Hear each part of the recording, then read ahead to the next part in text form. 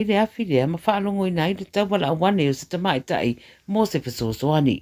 E mai ane na tape le afi ai maua e le vaenga le tine mu tino maririu o nai tamai te to lua ma le tamaitai e pe o na ta ua. Wha maoni e le pule nu o lea wha itu i le au wha saralau o tamai te to lua sa whaida la sleep over ma o se tūranga wha nua tele le nei wha lawe e mei se e loa telefo i e tangata si ainga. O lo whaia so suenga le mafu anga le afi au lo ta ua le leo ina e leo o se tasi whale i le wha itula badea wha maoni e yeiso o tanga o lea ngai yo inga o lo whaia i le wha lawe e pe o na riputia. Mai Papua New Guinea, ua ave atu le wharamai Port Moresby e whaatari aini awa noa e ave ai Australia se māsanga tama na ola i se wharamai rei titi inu umau tua Papua ai le o mawhaiona tu e ina.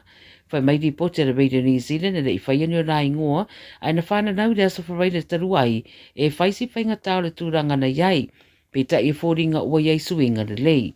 Whamatala le tina o le masanga, e le i loa o se masanga e whaato ai loa le teimina o lai, ma o le pito i lalo o la tino lo pipi i se itulou. O whaafutai e le pare mi o Papua ma le ainga o le masanga, le ngā luenga whita sa whea ngai ma fōmai, ma o lo whaatadia le ave ato i la ue Australia, i lalo le fesosoani le Rotary Oceania Medical Aid, sa fesosoani fo i mua i tūlanga whapea. Tala muli, o lo vai e lunga o penga ta whaelangi ma ripoti mai New Zealand, le solo ato a lo whaanga ma wha mai senga tangata, i le sa ave ma pare mia o le atunu ui tausanga o te au Jim Bolger, le na tu mano i le vasanei de iwa sepul tausanga o lona soifua. O se pepa o whaamtalanga mai lona ainga o ta wai na mariu fide mua si o mia na yonalo e to aiva, whanau wala na whanau ma si o na to rua. O whamatala le pare mia o iei nei Christopher Luxon o Bolger o se tō tino e whaamalu i upu whai o New Zealand mai tā ua tere lona sao i le tunu. O le awhepsa rau fiturua na mua i urwhare ai Bolger i le pare mene o le tunu ma avea ma pare mia mai le awhepsa rau iwa se furu i le awhepsa rau iwa fitu. Ua sisi wha awha fo i tanga vai a New Zealand i no whanga uma o ofisa o le malo e whairoa i le nganga wha alo i le sa avea matai o le tunu. Tala nā le Radio Samoa mo le nei fo i au auri soifu. Ua nā o le Radio Samoa se furulima iwa toru a mo e tautuaina o e ilangu ngana fitu aso le vai aso. O mana o mie o e pose isi o lo a inga se fisoso ani tau whi malanga inga mo New Zealand. Ima ta au pui pei o le vai ta mai no whanau po anga luenga. A whai e lau tali o le ioi, wala au loa Ken Fernieho o le Fern Immigration Services. E iaila na lai sene, ma o silia ma le se funu lima tau sanga hola na tau tua. E toa tele tangata o fisoso ani iai Ken, ima ta upu tau whi malanga inga. E awhia ima ta upu na o atu le tribunal, ma apili le minister. Tanga iana e le Facebook, ma le upenga te whailangi i moli mau. Mo nisi whamtalanga, wala au mai le Fern Immigration Services. O luatasi, tasi lima tasi, o lima. Awani e misia talonga le toa Samoa ma le kiwi e Lucila atoa e ma le talonga le fitu Samoa ma le kiwi Ferns i le aso se fulu ma le imo ke topo le malao le Go Media Stadium patau pepo on fale i la le Pacific Easy mo Tahuhu o Tara Mamangele petanga iane i le tikete Go to Samoa, Go fitu Samoa Radio Samoa Tasilima i batolu Amu Radio Samoa. Tasilima i batolu Amu.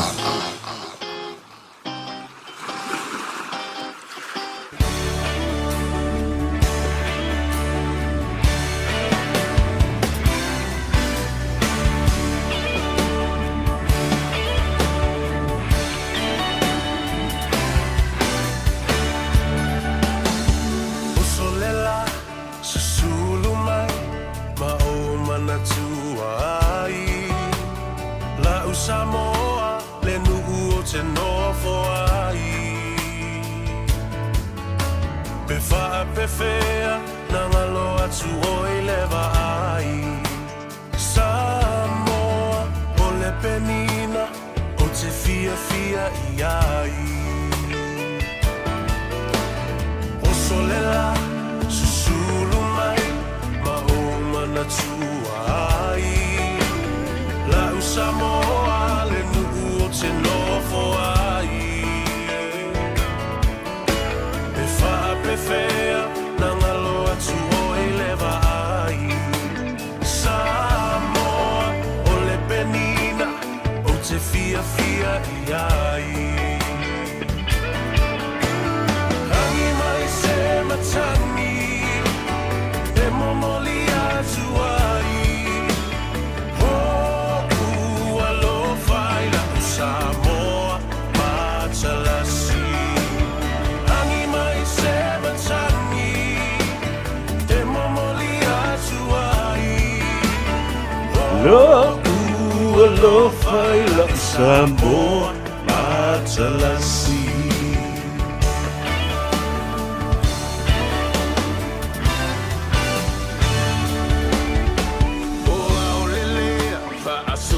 Solo la poia na paolo lona sami I la pe asulungia ele masina pe fa apefe ngalo atu oia inita Samoa ole penina ole vasa pasifika Hangi mai se matangi se mamoli atu ai Loku alofa ila Samoa matalasi Hangi mai se matangi se mamoli atu ai Loku alofa ila Samoa matalasi Ia, talofa lava le pa ia mawalunga o le whaafoga tāpua I malau sila mai moa. O ewa e vanga fōi ia le mamalu o le atunuu I lunga o upenga ta whailangi ai maise le si ufonga o Samoa. Le Radio Samoa sfulima I watolu a mo I Aukilani I New Zealand. Whaftai le lofa maleanga le leo le atua o le fōi o tātou toe. Whailoa I malau lua whasila whai I luma le nuu wai le o tua le nuu. Whailua I fo I pu e o manu ai le o pu e o mala.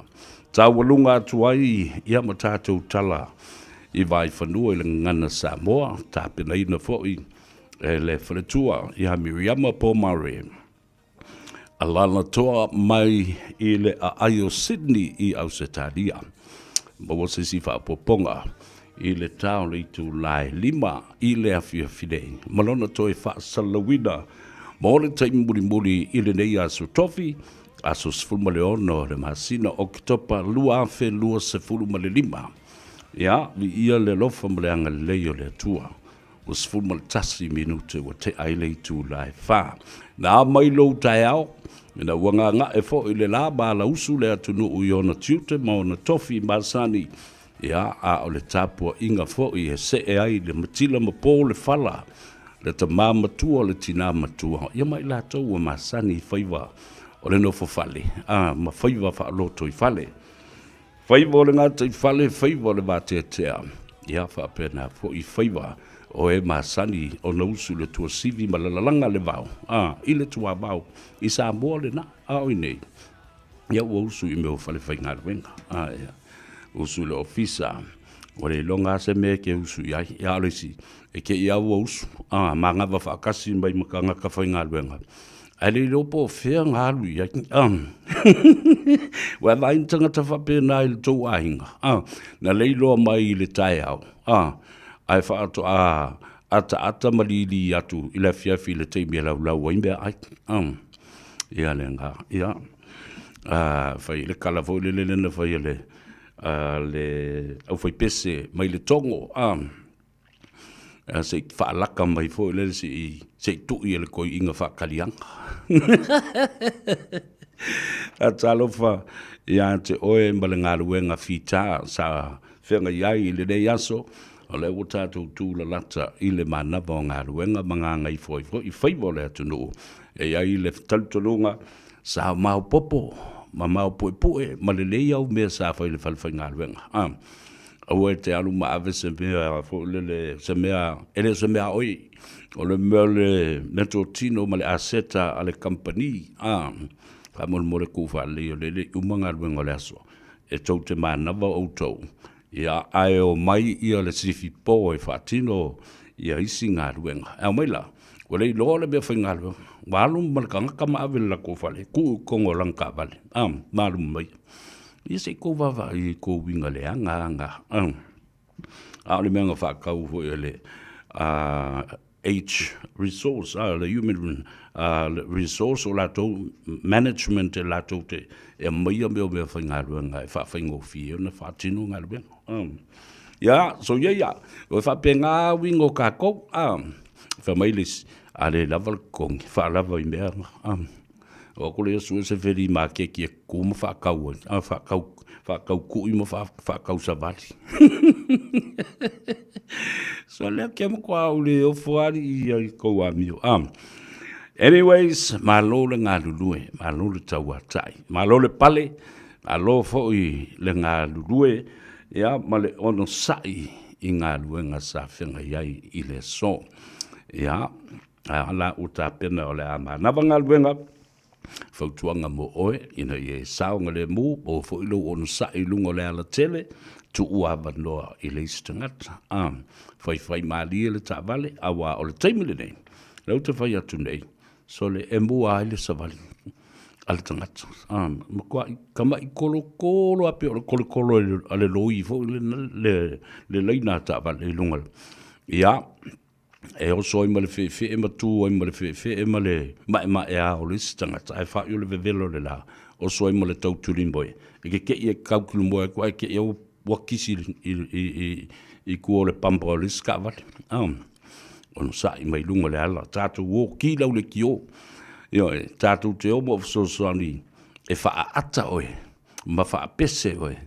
Ia ma wha fia I a te oe ina I ala o mata. Ala o mata. Tātou o a se tu ule lei oe le tō whale. Ia, ona wha pena leo na o toi fo I mai le studio. Tawalunga toi fo I mai le au nanga.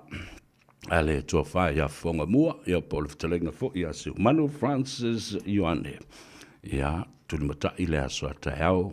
Ia, tue sau I fo I manisi ana tala maali, mani tala pelo I wha ata I le atunu. Ia, o I ngā na o le kam. Ia, le lei sori, alu sa o le whale. Whātulou, ma whātalo wha. I le pa ia mawalunga o le tātou watunu, I ona tūlanga whalupe. Tulanga mau poe. Ia, Samoa le atunu tofi le isi. E toe whangota sango le ngole iai. A wā foi, wā mai a. Ona tosi le sami. Mai ona tosi le vau. Eo e male tua vau. O whea lawa. Wā mai ona tofi le atunu ue leo se atunu utaliola. Whātau tō tuaila I lea. Ia te oipa ia mamamau. Mamamalu o Samoa. Ta oto atu.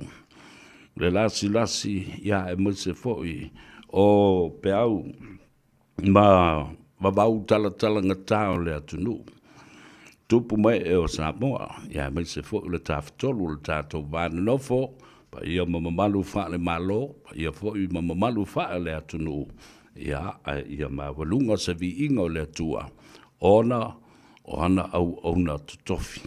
Fanta whaitaulanga I fia, ia, nā mata mea walua leiva yaso talu ana whai mai le pālota o mātu le pālota sau le whaatautonga o mai I le taimi o whaatalanoanga ma le tūlanga ua mae ai le lei le pālota ia le malava le tu ua io na I whai whea ai maise ale e whakasa tūlou lava ia le mamalu o le kalesia ai maise I ona tūlanga mā pue I le au whaatonu o le kalesia.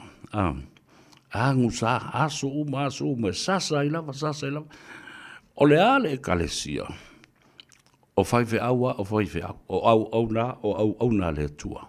E lagu ta sia uma le au whainga luenga le tua I whata whaitauranga I fia. Ia sa bo maso se atunu o le lolangi. Ai whaalongolongo lai nguku o kanka ia la kuki kua ia. Ua maala ia sa mo no whaiwe au. Ai umai fo whaiwhi au oi, sa o whaiwhi au le whakasa. Ana o ua o lo ia mapulu lenga, ale e whakasa. Kua ka pu e akura ori ia makangaka ia vai. Ewa amata mai taitai maululunga o le atunu. Ewa, e mesela uri ilai o le tuangat. O ane I le lau whaasa lau, pu e atu. Nāl mo le whai ai se fufuanga I nei tangata, le mafau fau. Ia ma tala ma upu e wha masino ai. le au whainga luenga, ma tuua ia ai le au whainga luenga. I meo pepelo ma mea o tau ma whai, ufi ai, ma tau ma whai ai, whai se me alo whanga ai. Excuse after another excuses. Na o whanga amatu wai, o whai a ina lei trapipi, o no o whai whi au. Whai whi au pule whatonu, ua lātou whaongāna, lātou malosi, wha mai e whao ai malo, ma toi whatula i mai malo. Wa to tongi i tupe le palota, to tongi whai whi au. O la unga whai whi au ia o le hanga i le mea. O kai kālo whai le au whai ngā luenga sole. Ia, leo te whai atu. Tō te le wawa i atu o sau wha tangata. Se mā leia ona o leo whai ngā luenga le atua. Na o le atua na te whai i ai le whai unga. Ma le wha msinonga. Ale mea lana o te whantua i atu tō. Wha ai tete le tau tala. Ma le mā whau leo whai ngā luenga. I le whapea o te whai atu nei, o le ai ata tau o le tangata, ai o le Samoa, ua malama lama le lei, i le me toso i le leina o le vāo oe, i ama le au na le atua. Ia le nala, ia kako a maka i whapenga, kako story fo ia, a vele le ia vanoa, ia, a watu i fo i wha mai senga, ia, mai se fo i momo onga le lei, ia, o le wha mawhana whananga ina ua tu ua le malo e stasi o mato wo e pele telefo i le loto o se li i tu stala, o se li i wha se lau sa iona ia le vaenga, le walesi wha se lau po o le podcast ma le social media sa wha ngoina o le WT Media le sunga ia Rudy Bartley ia po patili Awai, o le wha Samoa, ngalunga e wha Samoa e tātou Samoa le swafa parangi le na Bartley, ai whambai o Pakele, ia, wha manawa le atua, ngā ruenga lea fo i au auna, lea fo i uso, sa pele le loto, ia, awalama le nei ngā ruenga, ma le nei tautua, o wha salaunga, o tusi ngā tala, ma le wha la wiloa, ia, aluia o uso, ia, ma le manuia o le tua, o ia mau so no fuanga mau i le langi. Sila fo i le tua i lau tautua sa whatino mo Samoa, ia matala e lea mai i atunu i whafu le whaangaina o lau social media platform, WT Media. Condolences and our sympathies for our dear brother, a broadcaster and also a journalist, a writer, and a broadcaster as well. The owner of WT Media has passed on, and we will wait and see the final services or family services of our dear brother, Rudy Bartley. Ia, a vea fo'i le nei avanua, e mumori ai whaamisenga. Condolences to all the people of New Zealand who supported the late former Prime Minister of New Zealand, Sir Jim Bolger. Talo fai le fo'i te tai o le atudu, ia le telo tau sanga sa avea o ia, ma pale mio le nei fo'i malo New Zealand. The late Jim Bolger, to all who survived him, his family, his children, his probably his wife, and any brothers and sisters, and to the rest of the population of New Zealand that have supported and voted for him during those elections in those days and those years in the past. Yeah, ole whaamisenga le nā i le teitai. Sa vea ma pale mi o le malo nei o New Zealand. I le tele o tausanga ua mawai. Ia le nā. O nā o mai leo la utalandoa. I le tūlanga o mea lo tutupu I Samoa e mai se le tūlanga o tangi ia ua ngā I ai le whaamsidonga. Le tangi mua le nā wa ave tua whaatai le tātou ainga le tai. Ia, ele ngā te le sunga muripola, ave fo I tua ia mata upu muripola ia olo I tafua. Ia, ai whapena fo I le sunga I lei ataua le tawa, lei atau le sā. Ia, whaatai atu mo le amana I o se leo. O le ulua uso le ataua pese tā sa vea si uli. Ia, whaatai. O le fu ale nā o le manu malo, le nā ua sisi le ainga I le tai, ma ua wha mausali, ma wha mautui nai. Le se e atu ia I o le tofi, o le fonga fitalai o le mauta. O le pule o le mauta, e tau au fia ia I le fono usu o le atunu. Congratulations, Muripola. Wa umana whai atu le tala I le aso nafi. Ai watu fo I ma le wha malo, ma le nganga wha tai, ma le wha manu. Ia, wha manu ia le tua e lau sunga le ataua le tawa, le ataua le sā, wha fitai. Ia, I lau fina ngalo ma le malama. Wha fitai fo I lau fina ngalo wha kevisiano. O le alofa wha le uso. Ma lau tautua le nā wha tupu, o mea nā e whai e le tamari, o mea nā e whai e le tupu.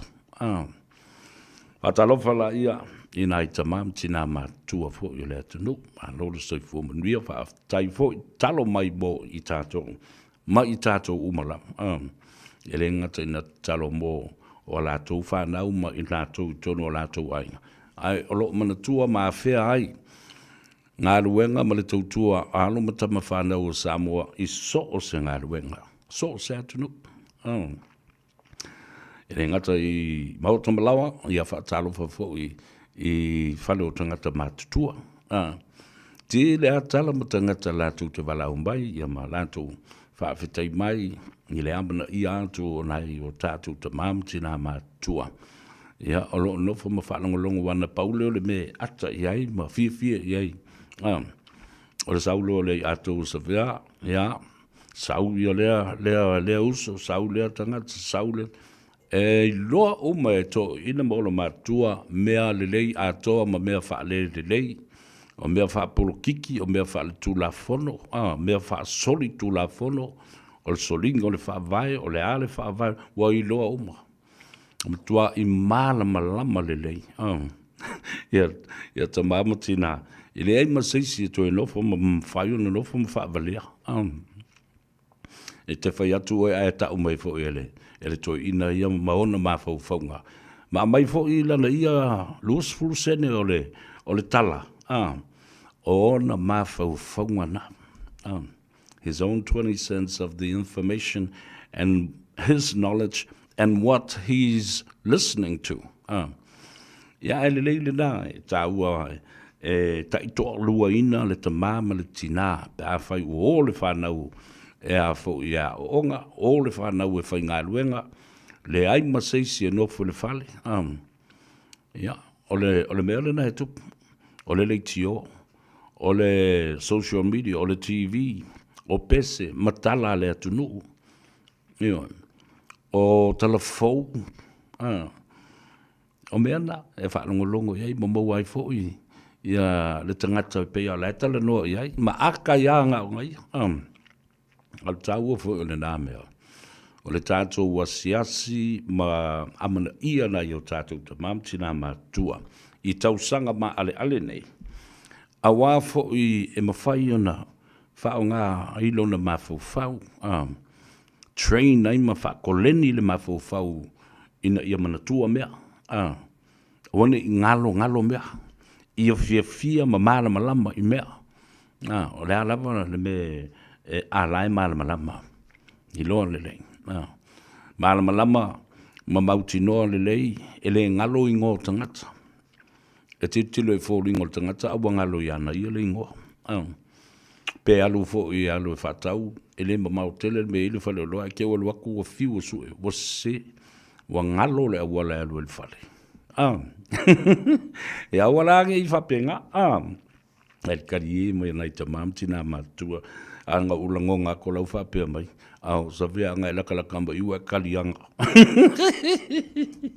Ala e ngofo a, e ngofo whati mensha ma ko ue ma ko kere kai a Rena, ta ua le nā whatalo whatabam tina, a lo lava le ngā lua ne yaso, na mātou ta māmatua ia masoe, ia, manai, tua whawhine fo i a fuatino, mo e rolini, ia, mai whalele tātou ta mā, tui maunga, tui māwarunga, a lo, ia te oe le toina, a pēr nā fo i a le ta māmatua ia au mua, ia, mai au mua o ia le wala kalaka kaluanga ingu le vai o le ola wala kalaka le selau on kausa au mua ave e o fa perfo il tina ya au na le no falo mo le ai ngali fatalo fatu le ya tu so vea le tatou mafuta fo i mo tou le fata fiti o ngā ruenga o le nei vai aso tā walunga le aso atai au ai tatou te whiloa ia o maka au ka koe spa fo i pe a whai e lui le tatou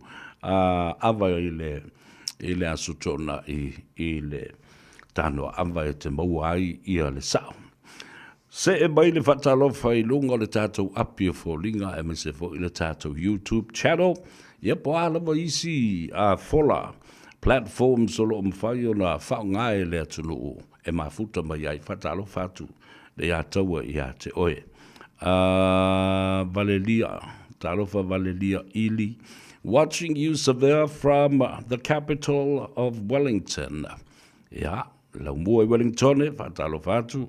O Isamaeli, talo fa Isamaeli, malole, le soifu muluia. Fa pena fo i oitalo fa ya ted pandile le baba ya tuwe lunga. Italo fa la fionga te fono to filau.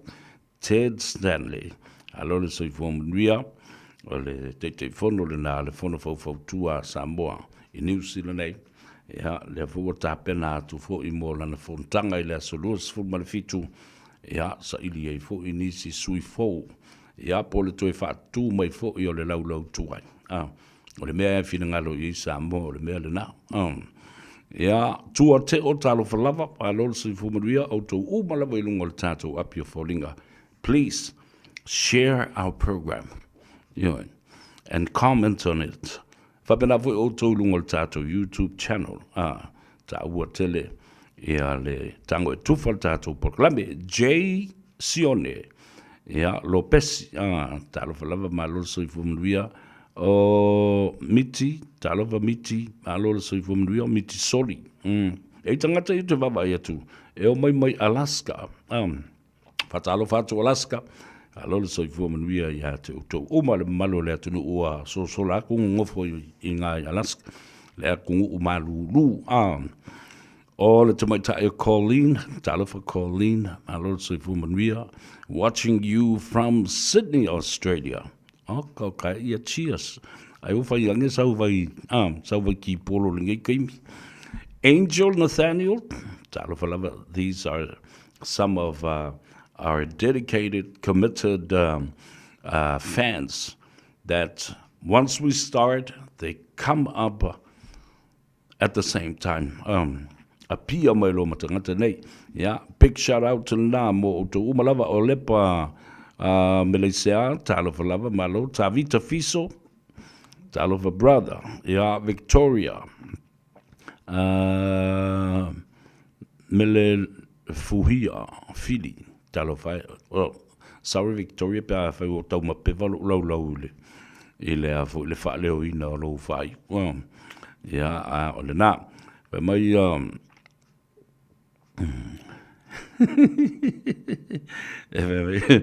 me mai kusa le au lo mse mangu le lua komi soli ia le a fa se komi le vo le le komi ka wala so fatasi malol so fo manuia male tamaita o Maureen to fele watching you from New in American Samoa vele wo o ku o la vanga ia ngongo fo o West Valley Salt Lake City, Utah.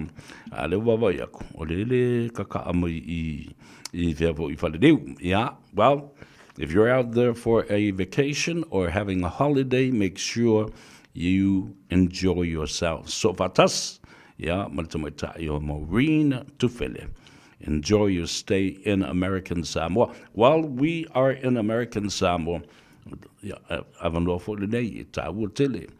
Patalofa atua I lau fionga le Palestino le Senate, lau fionga tua olo na whalenga furu iai le motu, mana ia fruen, ia whapea fo I lau masiofo, le whaletua ia pai, le nofo alo ma le aingale, ia e maise, le tofa, ia le musu, Junior, mana ia Junior. Talo fantu le tatou palkalame. Giovanni, talo falavali Giovanni, malo le sauleola, malo le soifumuria. O lau papa Junior Timo. E le tatou vanga le mai mo mai I Otara. O se waka ngai so ie tu mai Otara. Ia, le na whawhawina tāni elu, ma le ainga, malo le ngā lue I le nei fo I mayaso, wapa I elezi. Ele isui ali le tatou wati le e pipi o mai vai runga I le talo famuri pola ia alo le soifo mnuia e le ngata na Sefo Nicolau lo le soifo mnuia oi na iso ai le tatou te Valelia talo falava Valelia ia mauto uma la tatou se e antu idisi o tatou le ala ua silafia e le atunu. Ua ave tua le tangi le ainga I le tai. Ua toe fofoa la mea ma ua whalo fani ma maua le file mu o le ainga le tai ma le fale manono ma ua wha mautuina ma wha mausali. Lona to o ma le tofi o le fonga tanai. Ia, haftai e tuai. Le nganga sili le nā o na tāua I a tau.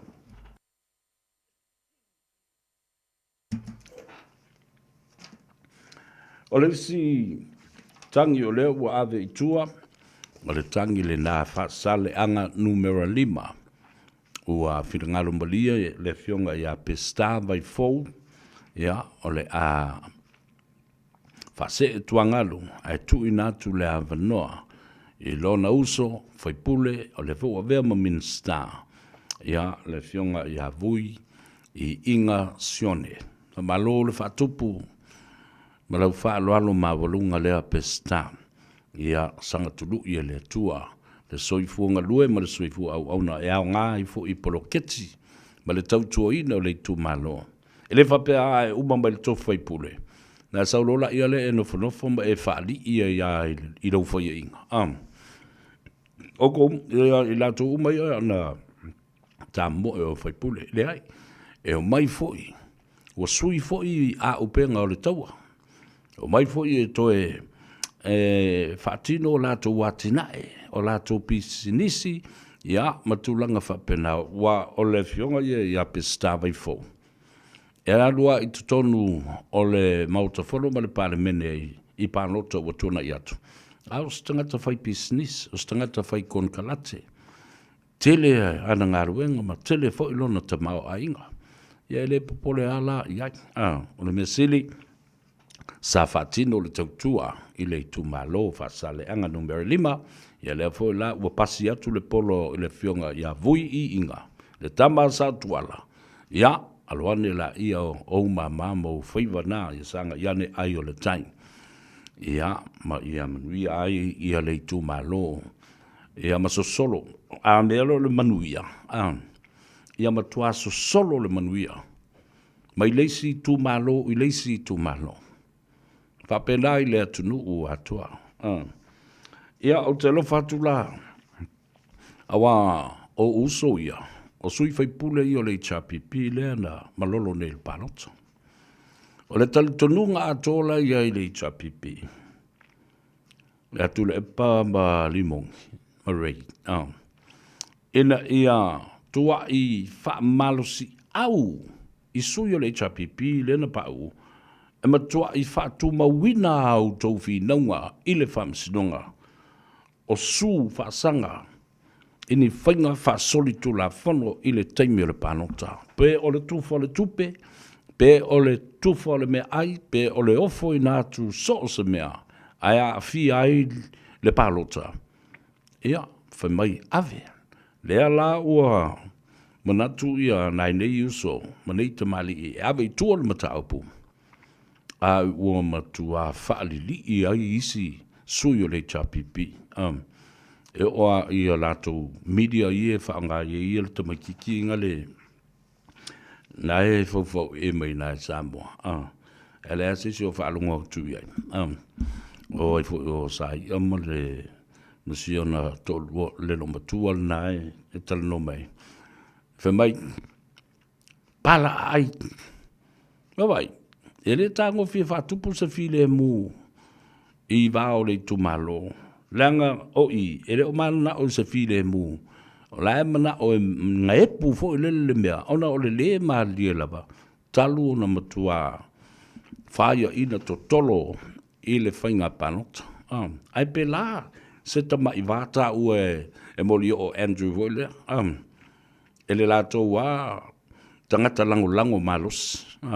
Ta ue moli o. Wate sila mesa veo. E le whapea le mele. Mema tua vate li whapea nale. Le va I sini. Ono foa na manu malo ai. Le whatuatua I le tua Samoa ua tas. O whea la leo e whai e tausi le fide e mūma lea. E mu musu tangata nei. O le tau tatala so o ia I le fionga pa ia le tua mai. A mu ia e whatupuina le file mu. A wae ta ua I la tau o atali I mawhawhine o Yesu. Wala au ele au fūlai. A mu ia la tau te save uina. Le nofo le leiba le file mu. A wae ta ua I la ua. O le atali I ma le awhawhine o satani. Ia wafo I lango le whalele nao pi inga msakangi ngā le I tangata nil. Mel nalna. E matua ulu fia lava. I le ngango satani. Ea. Nā roka aka ngā mea maari ai whai I tangata. Peni tamaiti fu. Ia sa o au beo tamaiti. Mo le kinta kāden. Bole a unga whatai tai e ne loe tu le bavele. Ia wale leila ua pionga le tai siri. Le waasanga tutusa le lei I le la tau loto I so se teimi. Ia, awal popole iai. La ua fionga pesta ma la usunga fo I le a taua. Toi oso la. Ia, ele umi fo Ia le tūlanga o le lima tausanga la tau ia e toi ta pena mai. Ia ma toi wha ma ai mai ia a upenga o le taua. Ia mo leisi whainga pālota le nai lua whetolu se fulu. Ia. Ia. Ona o mai leo la utala noa. I le vevela la ua vevela I nei le wha amsinonga leo sa whatalua. I le vā. Ia o le sifo I uso ia ta. Le ana Ronnie Posini. Ia. Ai pangalia. O lea la ua pa une ia lea nāroni. A lea ua tūrai mai ia le fionga ia anapu seve te I fuimono. So le e matautia le mele u te whalongolongo atu iai. Le o mua mai ia moli mau. Ale te mai tai o loo whaatūtū iai le tanki. A taunga le moni mau. E le lima se lau, e le lima se fulu tala, e lima afe tala le tupe ua ave, pena ave, a lea lo loma le whainga pālota, I le fono le nuu I sāwhata. Lea la umatua I o ina. Lea whanga solo moni mau langa, e tolu sifulu moni mau. E whaasanga ia lea ana. Mea e ta ua counter petitions, lea ua toi li liu mai. Pingi mua le mea lea. Sole. E le lai titi la le tupe. Pea no whai atu le tei mua. Le wa umal whai ngā pālota. To a tele le chapipi e le I toi fo I mai. E le I le lei o na whaatino le lātou whaalawi loa. A o lea la. Le fo I la o nei tangata I le la toi le la toi whai ei il mere by election. O I whai ei I me I o petitions ma meo su matangi tu so le panota. Ia mana tua la le ta oto le whaiunga. A umale wha msinonga e wha maunia na e vese ni mawhi o ile nu mai whai ai. Tautua nā ma o tau le palota. Nāla o to o tele tangata e mori mau iai. O le li mawhi nāla na watu ona o lea. To influence the general election. Ana wha pia e watu ale li mawhi la tau ia. Ya, o le li mawhi lea. Nanga whingtale tātou nu. Ona ua pau o se mea o maua. E tali ei le sua. Tali ei le sua le tātou nu. Ia mbona ta pau. Ai lele koe loi tuma le upu. Ia, te atu li mawhele nā wale wha soa le tātou nu. Ia ai, awane ngalo mantua ande le tautua na ane le palota. That is a solid statement and truly is a statement to influence the general election and who to vote for.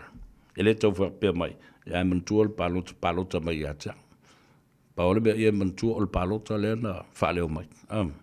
O lona winga, o le tupe la lea, o le tupe ina ia mimilo ai, maliliu ai le mafofo le tangata. O le palota ua mafua o na mai belea. Ia si tātou wola vai ai. Masalo le vai asofo. E mawai si unga o le mata upule na. O le o te wawa i atu. Ua le mawhai foi. Ona te ena ele whaamsinonga le tangi. A le na tai Victor Tamapua. Whasanga i le tofa ia tamale tātai Mang Jensen o le whatutua i le atua Samoa watas. O le mwhai, sa tā mwhai ina ia whina wina mumuan na ta apulea e tongi whafo, maawe i tua, e le taudia, le tangi. Ono le atoa le leo aso, o lo au mai ai lalo le tūla whono o whainga panota. Ia whamai le whamasino, ia vui, le ai, e su e pēle mata upu. Ioe. Ia ona watu ai lea atoa i le aso e lau ai le iunga le mafu angana te enai, le strike out motion sa whaulu e tusa mare mata upu, ma le talo sanga le sunga ia tango, tamaleta Taimang Jensen. Ia, tau si ia. I lau tō whā tamaleta o le sāvali a le pātū, ma le ainga sa le pātū e longo ai. Le whale vai maunga matui sa mau pe a whai. E au mai se a vea i po se wha pulotu mai i le ainga sa maria toa. Pe tau nuu fo i au matangi ma le tō fitu. E momoli mai le wha pulotu i le siapo tala lau tele a wale sunga i le pātū. Ia le na. Ia, o le isi la... lea.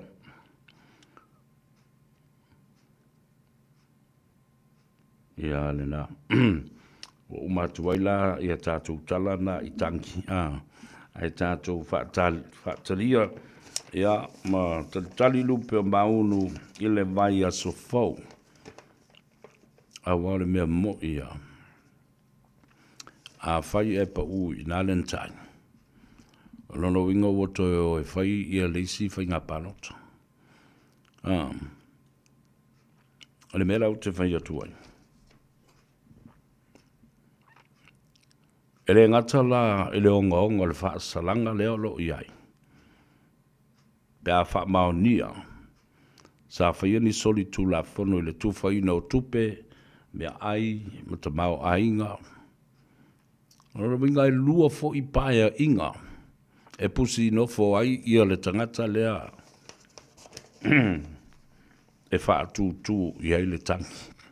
E me tau pona o te manatu lava e tau no o iei ia sau tala i le lumanai. Se ia wha tu langa le leile malo. ma ua fully operate le malo. A me se fo i mafontanga le paramene.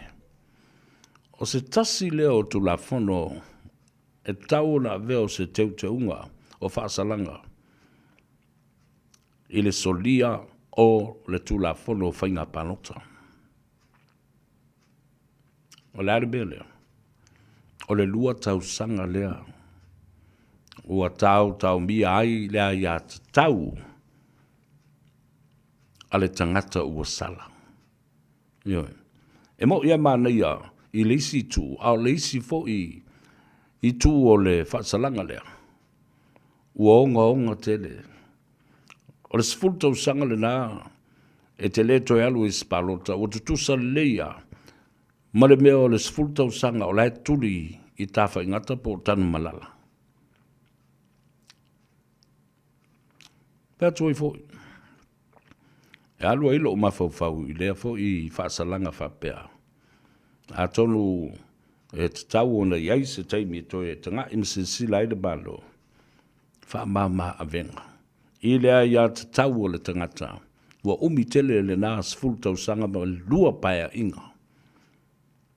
A ua lava se tasi o le paia inga. Ia ma se salatupe e totongi. Masalo o se tūlanga tau whiololo le nā.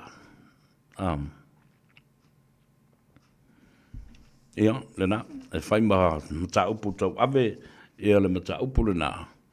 I le rumanai. A wae tā ua tele. Lesi vaenga, e fia nga i ai ia la u talandoa.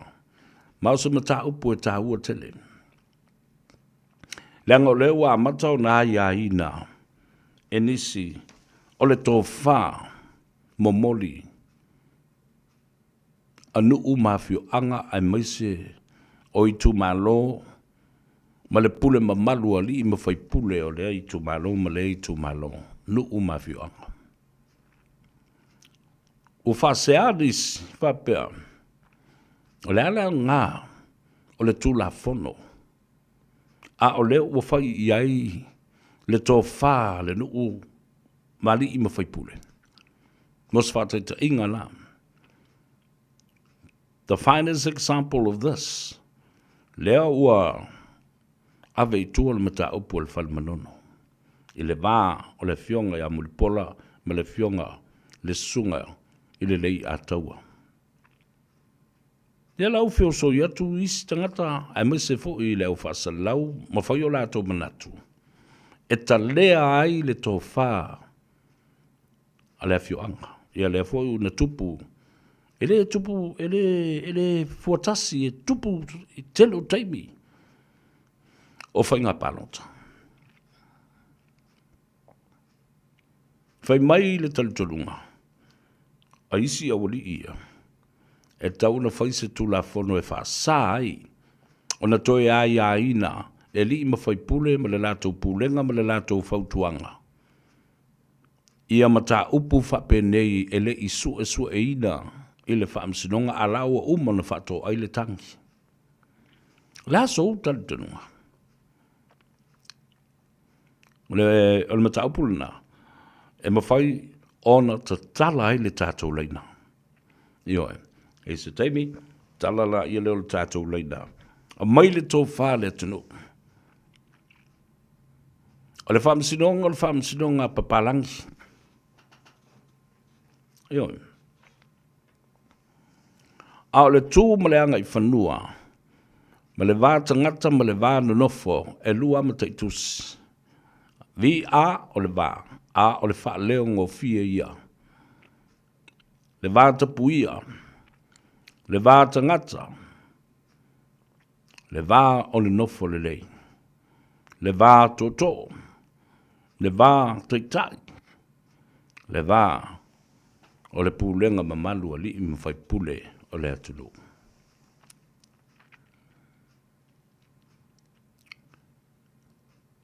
E le ai ase me le mwhai ona fo ia e le whamsinonga. Le ai ase mata upu e le mwhai ona fo e le whamsinonga sa ili ai le sao ma le ami o tonu o le mea ma le mea. Ai o le anganu ma le whaakirisiano o Samoa. Ua vaa lua pea. Ua avea foi matalita, ua avea foi ma a upenga. E whaatino ai le wha le leinga. Ma le fofo ala mea o ni mata upu e tu lai mai i le vaa. Nela e whai mai. Mantua le iloa. Po aso le tula foto. A le ua malie. Talu ona whai feutanga inga. Ta malie ia fatas. Avel tamta upu itua. Sau oe malanga e alu e. Whai masui o le tu malo nei pa inga. A o la o tapo yatu. Ma o ayuli atu i o Faiva.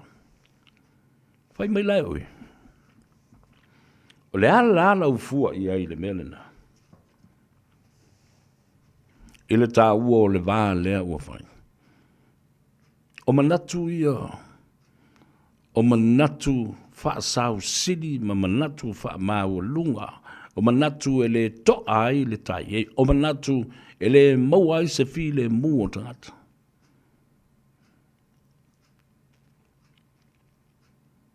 Lea tawanga. Sila la tala na whai atu. E i tangata e tutu i tua menei. Tu leie oe whai le whamsidonga. Ao le popo lenga fo o le tangata lena te vea le mata upui o. E leo ato toalo na mawhau malona mauti noa. Ini mori mau o lela oe ave. Awa leo tu fo i male ava noa. I leisi tangata e countai. Pe toi lu i mai ai. Ia o morianga ia o whai i atea. Au whanongo longo atu lava. Wa matua i sa i a isi a wari ia. Pe mai tatau ana tu upe ave le whamsinonga. Au ana i whalave lave le pūlenga ma malu ali i ma whai pūle teu se vā. Ave le vā le nai teu mai luma o le whamsinonga. La le au ngā o le ave o le matau pūle le whamsinonga. Ai vā i le whangatia ma le maua se no fo le lei i to tonu o le afio anga ma le tumalo. E wha oso e o tau ia le matau pu e ave le whamsidonga. Ai tau te le no nofo i tonu o le tumalo. Tau te le no nofo i luas fulfai tu la, fitu aso le vai aso. E po matau fo, whawhita uli, ma vevesi e tula i mai tonu le nei. E te le sau, e tausi le file mua o lo ui tumalo. Alala me fai, tā puni le ngutu mahalu o e alu e, paisau fea ua ngā. O te wha manga mai fua i le pisingisi ale tu malo. Tau te o mai e wha oso, wātu le wha fonga le tulu. E o e whai ono meo le ngona wha porkiki, manatu wha porkiki, manatu i le pāti. Io e, ai te le manatu. E le ila se mea le wha msidonga mwhai le whai ai, pe a whai langa e malosi atu. Le tūlanga le ua o iai le whātō whala i ngā li i mi whai pule o le nuu, ina ia whi le mūl tātou nuu.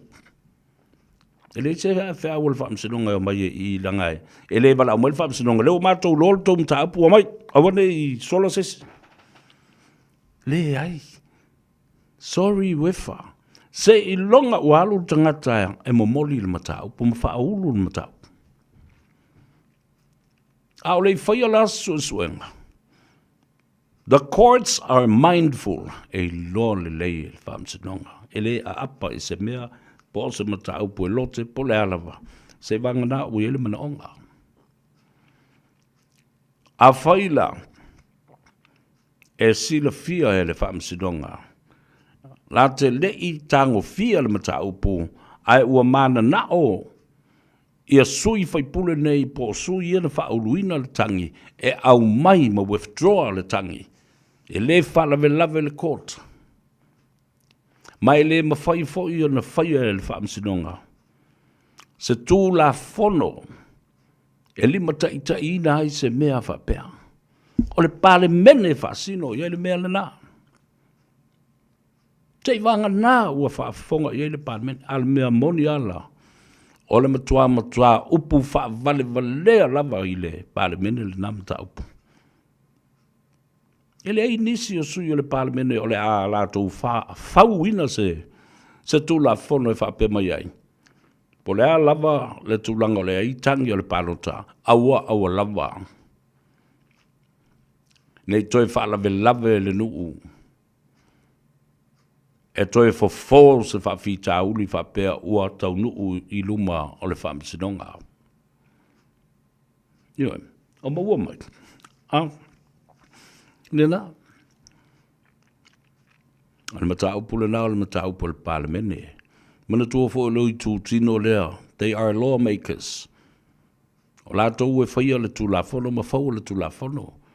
Ai o te matua tali tolu ma le wha maoni. E lei se whai pule e papa usana tō wha o le anofo ma wha. Ma wha tu se tu la fono teu wha pena. Po se tu la fono tau wha ofi wha pena. E tapu ai lea ia tau le tangata lava ia ave tua le mtaupu. Pe tapu ai foi ma le fautuanga ma le tua lalo ali im fai pule o le nuu. Ma le itu malo toi tanga i ma seu sila e lau lua mataupu. E le tau vale ai la wali ia e la wina le pala a ai. Ma le wali ia e fai mai e tau na fai se tu la fono. E fa asai na toi ave itu sa mataupu. O e mana me leo sa mata o le mata upu a tangata e to olua. O le au maia se wha porkiki i le au maia se vaenga wha upwhai. Nanga e manongi le anga i le nuu ma le nofo le lei o le vaa le nuu. O na tali iela ia leo le itu o le porkiki. Mai i la tau na tu le ia mai ma wha oso mai sui nei e whai le melea. Ma saile lau wha i nofo o tau, ai vi vesi le loto i whale o le nuu ma le itu malo. Nela nai ai le ina vatu le tala. O tau ia ma o tau mawhawhunga i e whai mai nei. O e matuai mo moe le lei ma sa i le lei lau tau tau wha. Ma whau mua i le mea whato au tau whele lei mai lunga wha pa pasi mai be i lunga i. Think about it. Ia lena. Ai le teimi o le tātou malolonga fo i mai. Ia ona tatala fo leo le tātou leina. Pe a mai a ona whai atu. Ia le tele o a fo i o vaenga o te fia talanoa ma whasoa ia i le so.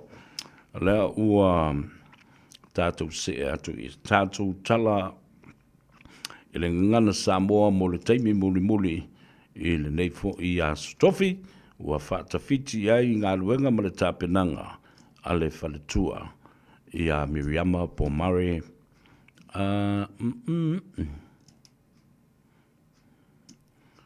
i a le lei a le tātou o le anga e tauna tali le tauti ngā whaanga le tauti ngā o le whaletua ia ma le sui le Radio Samoa. Si mei le whaafonga o mea o lo tupu le Pasifika, New Zealand, Australia, ma isi atu nuu o le lalolangi.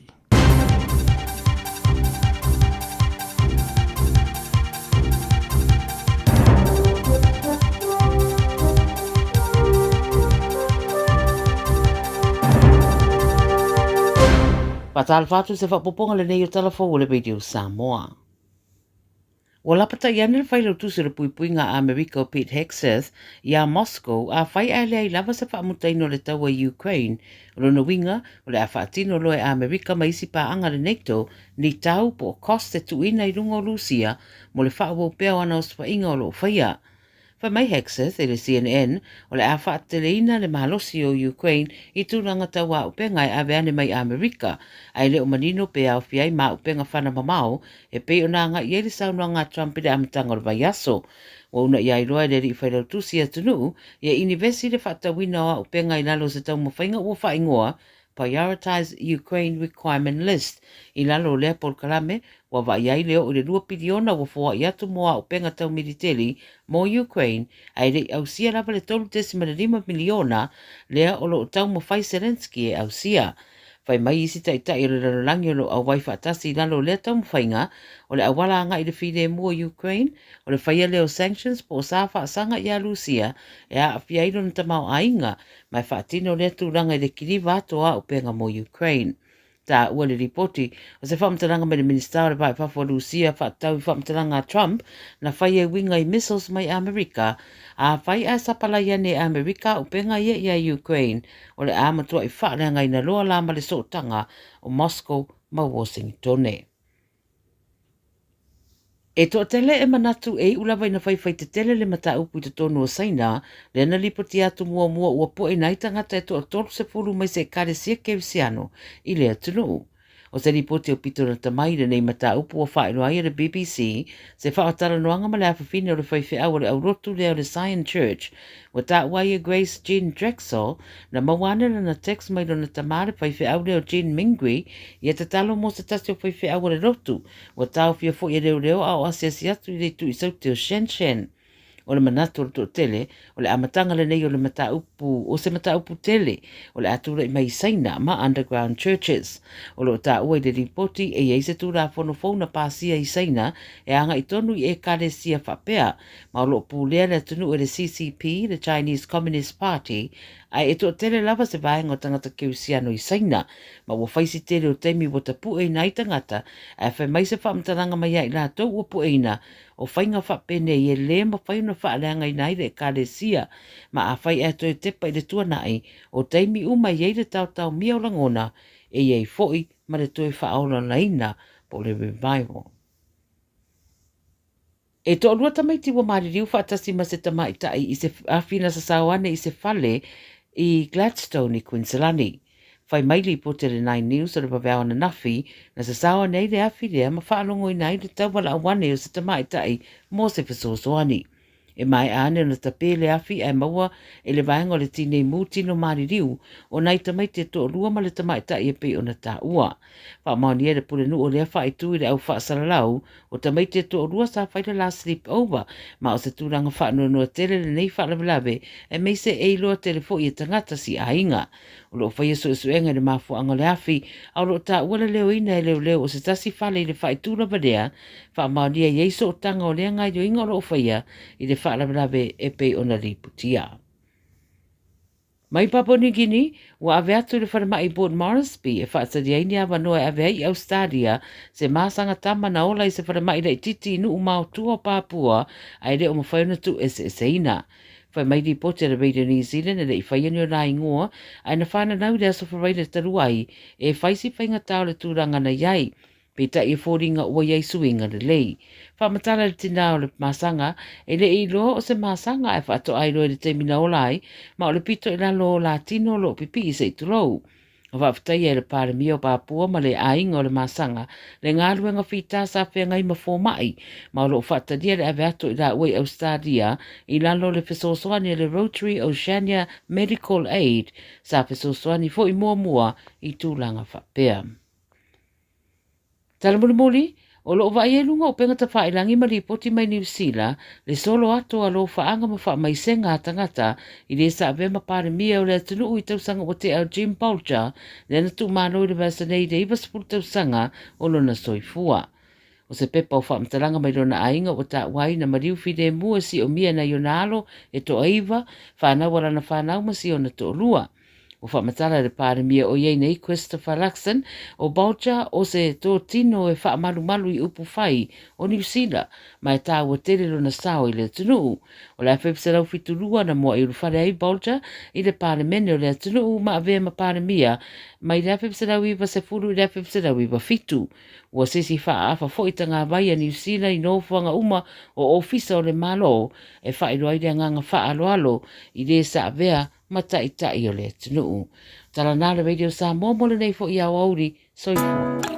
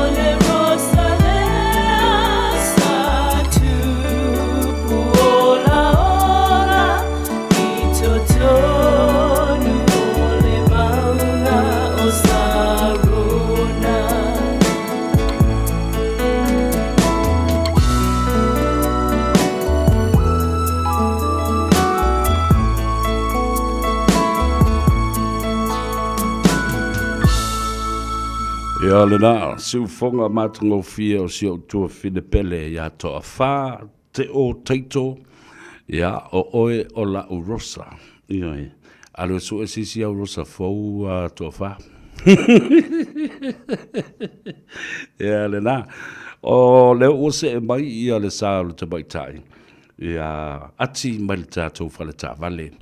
I Henderson Cars, ia, masa tātou li poti fo i pole tūlanga. O lo o iai le lātou fo i tautua. Whatalo whatu ati malole soi fo manuia i le rei au auli o le astrofi o le whatawhiti o ngā ruenga sa whea ngai ma le atunu. Ia malo sei fo sa vea, ia lange mafo ia te oilo whapeona whafoina sa pokalame mausani. Ia malo lawa ngā lulue ia le fōlam lama whai ngā ruenga ia. Lo fangia pe sa to le tua o a mere nai tua sa to office manuia me uma. O le tala male o le tala sa o male fia fa i o le mata mo fio le lai fa fo male talo le tau ia a o le manuia fo i le ai se me o fa le tonu ati a o misia o le aso nafi i o va tu wa pisi pe la ia na iau a fo i clients a sai dia ni kon kala te fo i le aso nafi a ia sa le sa vea ia sa a masa sign up nisi fo ia tato a inga sa whapea ni malanga mau me la lo sa a masa mai lava le iwa tai au te milin ta sala e te sofa ta avale ia e tau lava i le te mina na tapuni e le ono la fiafi e pio le ala na sa le tali na tua i lau wala au mai ia ona le se taimi whai lava si pisi pe aso nafi ia lele ia ai le itu uai ia la utau loto e masana whai ina wale maus tāwanoa ia sa fa la vi do la val ta telefoni ia me se fol to au nanga ia male tuatus ia sa no ia inisi sa auto feutanga ima sai dia la to kon kalate ia fa sai la sai me val mo fa sili ia ole pisima sani la vale Henderson Cars ia so uma lava ia le malo la tino lo fa peona nga so mai e apala ni ala so sa vale Io na isi fuita so a inga I lunga nei o kilani. Ia le sapa atino ina la so sign up ana le la le tai au. Ia se ia pa ia nei le la o le a manawa. Io le fa asali nisi una ia so a inga se me tau nu oi. Ia la so kon karate. Ia o le vea so a so la nei ia e pisi ona o le telo taso talosanga fu sa fa pe ona tuina tu finance. Ia le wa masa ona approve mai ia o le ala wa fai uma ia booking o le malo le sunu ia mo vai asone ia se ia pa ia tai au le las faraile ia fa pela sonai ia malo fa tai ta o tele ni si malanga mau mai hello ati e to tele ni si na malanga mau mai ia sa'olele e so alima na ia so a inga le sa malanga mea nei tai au. Whapenala son nafi ia e maua le to a pe to a valu ta so a inga sa malanga me la loi Palmerston North. Ia o Christchurch, ia Manapia. Ia o tai au po ila ia e malanga mai fo ina ia to inga la lo ia whapea I fo le so nai. Ia, lelei. Ia whamanatu le tunu ua wae tā puni tātou I le ono I le fiafi. Ia ae taua I le se fultasi le po o lo mwhai ao na tali atu telefoni ma fe au fo I o lo mana o mia I tangata le sosoani. Ia whaksaila whasawea mo ne whamanatu ina mai o tūlanga lea. Ia e tapuni le tatou ofisa nei le tūlai ono. Ia ai lo whaawa wina lava le au nanga Henderson Cars I pa ia nā nei le tūla suma tasi. Ia o lea lava le taimi e manawa inga ruenga maua lea wanoa nā nei. Ia e tali atu lava le kala au mai. Ia pe I meli mai foi lunga le mato Facebook page. Ia ele ngasa I lea savea. Ia e whailo atu le malo le atu nuu. E ele mato promotion fo le whapeona whaaru o te loa po se pole vai aso fo. Ia le la failo atu ai le maso promotion leo le ticket le return ticket e alu ai Samoa mai toi fo I mai. Ia, so o ai lava o fia mana o mia le se sa pe fia whaatau se tāwale le teminei. Ia fia o mai whaatau se tāwale. Ia e maua le ticket le ngā. o le return ticket ia te malanga Samoa te whao ia te fo I mai ai. Tai mana ai fa fela na man malo el tangata. Ia o customer umalava o lo whapeona o mai I le amasa le veia se fole ta so promotion ne. Ia o mai whātaua la taavale. Ia o ai ia customer whapeona whamanuina application. Ia o customer la whapeona maua ia tike nei. Ia malanga I Samoa mai sai fo I mai. Ia malo whaftai ta ua tele le whafonga mai maua le nā whabudianga pe a whai whatau sau ta vale fau na le Henderson Cars. Le talo sanga fo le tangata lo ola le benefiti po le pensiona mawhai o na soani ai le tangata full time ia malo si ai le nā application Ia whasai sa vewa sa ua sulanga sa ua tele lea o le sangata lo whapeo na benefiti ia matasu sa mama sinama sua lo whapeo na sala pensiona. Ia mana o mia lawa sangata full time. Ia sangata le sa soani pe sa pola o application. Le mawhai o na apalai na le benefiti po le tamama le sinama sua. Mana o mia lawa sangata full time. Ia ofa asasi le application. Ia, malo, whaftai. Ia sisi vanga pa u ia te au, ia, whamanatu. Au le au mai ia le tā telefoni ma le tuatus. Ia le wha o maina sa po kalame sa vea ia wha iloa te le malo le sinu. Le tele o masu sa avale po le mako o ka fau le o tau nuu. O maso youth wa o maona modify ia wha pia maso van Toyota IS. Mai le spulu nu foa, su tasi spulu nu foa. Ia sau le mo ainga so tele ele ngasa I le o maso SUV ia whaatase ma maso sedan po savare la iti ia o te loa pauleo sina tapo kalame le nei aso ia tato po so e filoa I fui la so taia tapo kalame masani ia o aio fia mena o miese se soani pala au mai ia o le numero vili fua o le ova salau fiti tasi ia pete so mai fo I ile maso address o tasi fa Cavendish Drive I papa soe ia pete email mai fo I lunga le maso Facebook page na alu le Henderson Cars ia malo falo alu lava fa sai lava sa vea mo no Ia, malo whaftai ati ta whiloa I le asua tai au maluia le mana vau ngā luenga le nei fiafi ia whaasui fua ia mo le tem nei ia fa sai fo sa vea mani ia se le la fiafi ia whaasui fua ia ati mai le tātou whale ta vale Henderson Cars te maua le tuatusi se lau iwa sifun ma le wha Cavendish Drive papa toi marukau a leo le nā wala au le telefoni o le se tongi o walu se lau fitu tasi fitu tas whasinsilanga taua le nei ma le whono whautua Samoa I Aukilani ta oto ia whangalu e le whati o pa ia ma mamalu Samoa o oio le au mamala tu launa fo le tawhatolu o le vāna nofo Samoa wapa ia ma mamalu wha le malo. Tu launa fo I o pa ia wha le atunuu.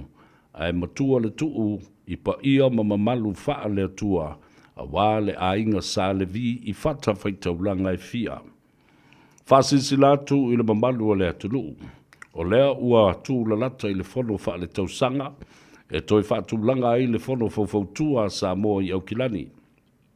Ma ua talo atu ai le mamalu o Samoa poto I ona tupu matamali I o whaletua matausi e le ngata fo I lea o e kalesia ma whalapo putonga uma ai maise o tangata lautele o lo o fia au wai I le nei fo na tanga e awhio mai matala mai a ao o lo iai le aso ua whaatulanga mo le fo na tanga a le fono fautua mo na sui mamalu o le sui ngā tofi mo le fono fautua sa mo le a whaataunu uina I le aso ngafua aso lua sifuma le fitu o ke topa lua afe lua sifuma le lima I le itu la e iwa I le taiao o le maota o Samoa I mangele o le a whaataunu uina I le whaamoemoe o le fono fautua Samoa o silia I le lima sifulu tausanga talu o na whaavai au kilani o le matafa I oi o le fono o le wha mau popoina lea o tangata Samoa ma lango I mata upu e manuia ai Samoa I Aukilani New Zealand.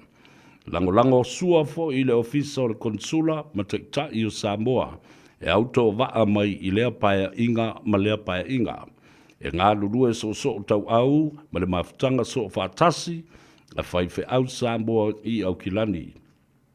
Ona atoa I leo le tawhatolu o le sauwha inga, o le konsula o le malo, o le konsula o le malo leo Samoa, o le whono fautua, o le mamalu leo le atunu. O whaafenga inga, so whaatasi e kalesia, o le e kalesia le nā. Whamoemoe ia o le awhiloa iai I le atunu ua atoa ba vanoa I le aso ua taupoina aso ngafua luas fulmalifitu o le masira o Oketopa I tu la iwa I le taiao I le maota o Samoa I le taulanga whatau I Mangele. Whafsota I le iatau savea se yuli monisi whaamtalanga I le o lua tasi, lua iwa wha, fitu iwa, lua fitu. Whaftai whaia mele whaaloalo. Whailau tusi o le whono fautua a Samoa I Aukilani. Ia le nā, mana ia fo I le nā so tātou te whailoa I ai, asa whaamaui fo lau kālena. Ina ia whaiso sao I le whono fautua a Samoa. O mori e le whaaftai I tamā ma tina mātutua o le atunu o le 5 tau sanga ua tuana I atu. Na whaatu lai mai e le whono le nei. Ina ia wha māpopo langona fo I o Samoa. E tusa mamata upu whaavao malo, mata upu whaaloto I whale, pulenga whaaloto I whale, pulenga ale malo tele. Ia ma tulanga nai pe o whemalanga inga. Ia mese fo I le tātou sitseni lea na tātou e vesi ai nei e toe whaafoi mai. Ia, whaaftai lea tua. Ia mese, o isi lava, mata upu e mwhai o na whasosoni ai le whono, awa. Ia, o le tūtino le na, e aapa mai fo I ai, ia le whainga maloa le tātou tunu, te tai e au tō wa mai lea taimi pe o konsula maha hai komisi, a olo I ai se tino Samoa. Ia e wha mapopoina, e whaaftai, olo iai ma le maafutanga so whatasi e whaife au Samoa. I au kilani nei, e pola pui pui, I le tūlanga foi, o ngā luenga mga ioinga, e maua I le sotanga, ngata o e kalesia. Ia, tā telefoni lina le a taua pe a Iesi si fia, walau mai ma fia manmula matili, I le tātou whono, le nā whale tausanga ale whono whawhautua Samoa I au kilani New Zealand nei o lua tasi, lua iwa wha, fitu iwa, lua fitu. A vele nei awa noa I whatalo whabito ai, alo I atu lau e fionga I le pale mia o le tātou malo tuto tasi, lau e fionga, the Right Honourable Prime Minister of Samoa, Honourable Lauli al Maliatoa, Polota I Vau Fosi Schmidt, ma le whalitua I atu pea, no whaalo ma le ai ngā lii. Ia mai se fo I la tau lo li poina, le saunga le mu o le fionga le li pare mia. Ka aftai le tua, o le ua langona. Ia le tatalo le atulu, ua tali fo I whaaliali le tātou tapausili le rangi, le nā ua te ai tua e whai ai se malolonga, I maota o le whanau ma le ainga. Ia, ma wha a wawo I pea, ia le tūlanga o tong fitinga mo ia. Ia, o le whaaftai le nai le tua. Ma mori ai le ngang whaaftai fo I le mabalu o le atunu. Le lupe solo o le lofa. Ia, maanga le le iatu lo tātou taitai. Ia whaamanuia le tua. Ia le na. O le tāwu le na o langa. O le tātou polokalame. Ia maso se teimi lava e whai ai. Ia se polokalame le iatau savea. Ia, e whaalongolongo matapua I pea nana fionga I le li pārmia. E tusa ai mamata upu ese o loo mawhai o na wha lau I loa, mawhailo le whangatia I lunga o le polokalamele nei. O na o mai leo o lau whaasoa I le mata upu lea. Lea na au mai I lea so, na fia le whatu a o wha lau I loa atu le so. Le tūlanga e whapea ua wha maunia, ua tu ina tu nei ma whaila se tangi I le tula whono. Whaasanga I le fionga I le li pāremia. A o tō se ai I ona ngase ia o kila nei. Ia, na le urutala la le nā o te wawa ia tu iai, whapea. O le sūle nei, na whatino ma whaila mai e le a whionga le sa whapito, o le sa avea fwoi ma pāle mia i le pā inga leo o te tuana ia tu nei. Ia, whaasanga lava e whapeo ni tua inga, ini whaamatalanga, whaaleanga ai ia le tamali anga o le whionga i le tamaitai, sa whapito. Ia, ai, o le nā o ta oto le nā mata upu, i lumo le whaamsinonga, ia i sea so e wala awinai, ia ai o tonu fwoi, ua sila fia, ma ua mai loa le lei e le whionga le li paramia, ia ai o tonu, ia le o popole ia le whionga le li paramia. E lo fwoi e le paramia tali atu, ia fwoi tua inga, ma ia fwoi morianga o whaila, whapea o lona te le o se taui tupe o lo mana o ai ia le tamaitai o le sa whapito e tesi male lua miliona o lona winga e miliona lua se lau wafe tala. Ia kuanga ia si ka alo ai, ka alo kai o ka ko malo. Ia fo i inga toinga mata upu whapea. Atalo fatu lunga le tātou apia fōlinga, please share our program with all our other friends. S.O.J. Moores, Malolso Fomaduia from Sydney, Australia. Lo mai mo mai tasi lea fo i paanga tō tino e. E mo mua lele fo lunga S.J.R. Moores i le teimi a o le i whaia le tātou por kalame. O lo ia tua whafo talo whalava malolo soi fomaduia whaftailo mafuta mai. Ia kopo, Willie, oilea, Lafaele, talo fa Lafaele, o Daniel, ia whapea fo i Daniel Josefa, malolo soi fomaduia whaftaile mafuta mai. Polonga leo pena unasa, o Wapipi, Lita Papali i manulua, talo fa, malolo soi fomaduia, malolo ngā lue, o le ngamoe, talo fa le ngamoe, malolo le ngā lue fo i nei aso, ia whapea fo i mei avito, ia ma whalefitu, Vanderland, ia lena, Vanderhof, it says, hello from California, talo fa lava malolo le soi fomaduia, whaftai, tufal tato porklame, le mwhai fo i ona, malama iai ia le tōtele. Agnes Candy, talo for Agnes, how are you? Alo ngā lue, ia, whapea fo i le sunga ia whiri maua. 1867, o tua whale, whatalupe, se yuli eli, talo for lava malo, Kevin Swalger, talo for malo, brother, o ile si le, kwake le fo i le text lea, se vava yatu, oila lea. Kevin Swalger, for my, it appears that the so-called SUP no longer holds any meaningful place in our current political landscape. Now, the people have spoken clearly through the election. O SUP male HRPP, wa umana sao noa manino lele tangata, wai loa fo e le tunu umalalangi le fina ngalo tangata. Ia, ele e fiwa lai to e la lau lea mea ma lea mea. Ele to i eise suinga, masa taunu unga fau. E o iai. Ia le whainumera, ua whaatui nai nei le malo.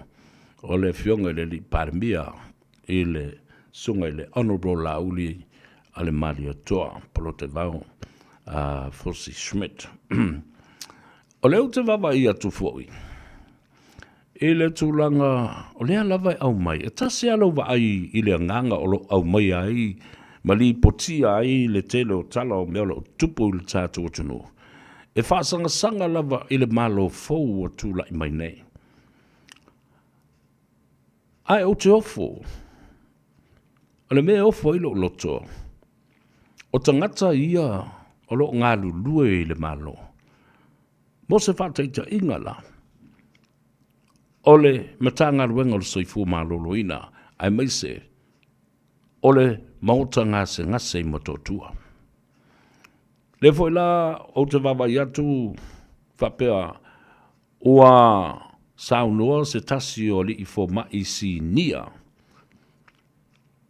Sa avea fo i mata i tai, leana wha malolo i le vai taimi o le malo tau ave o fia me. A leo sau ua whaatala no atu enisi o lau tu stala ma lau whasa lau ta ua i lea li i fo mai. Whai mai leo ua whaisi umi nei o ngā sese pea e tangata o lo o whaia i a kuka mō tau mawha ale au ngase i le whanamai. Ua umi e le i tōngia tangata nei. Whema ua sfulu maltasi wa yaso e le i tōngia. A lela wa o mai le wa yaso nei, ua le a ai lo matangata mamai. Aisea, ua le aini tangata e kuka ina tau mawha. Po whela uo iai. Ai ua te teva ina ua le maua o la tautongi, mo le se fulu tasi wa yaso. La whawhewhea o le whaile nātala. Le whatoa mai nei le malo le li tono le a to se tolu wa yaso talu nuo mai. O whiala i fia mea malana whainga malo. Ua le tutongi ai tangata nei le se fulu mal tasi wa yaso. Ua o vātu ma le lua masina. Aia e whaitau le tala e te langona ina e iai le langona ma le winga o le whaamtalaina ma le tūsi o le tala lea. Tasi lewa.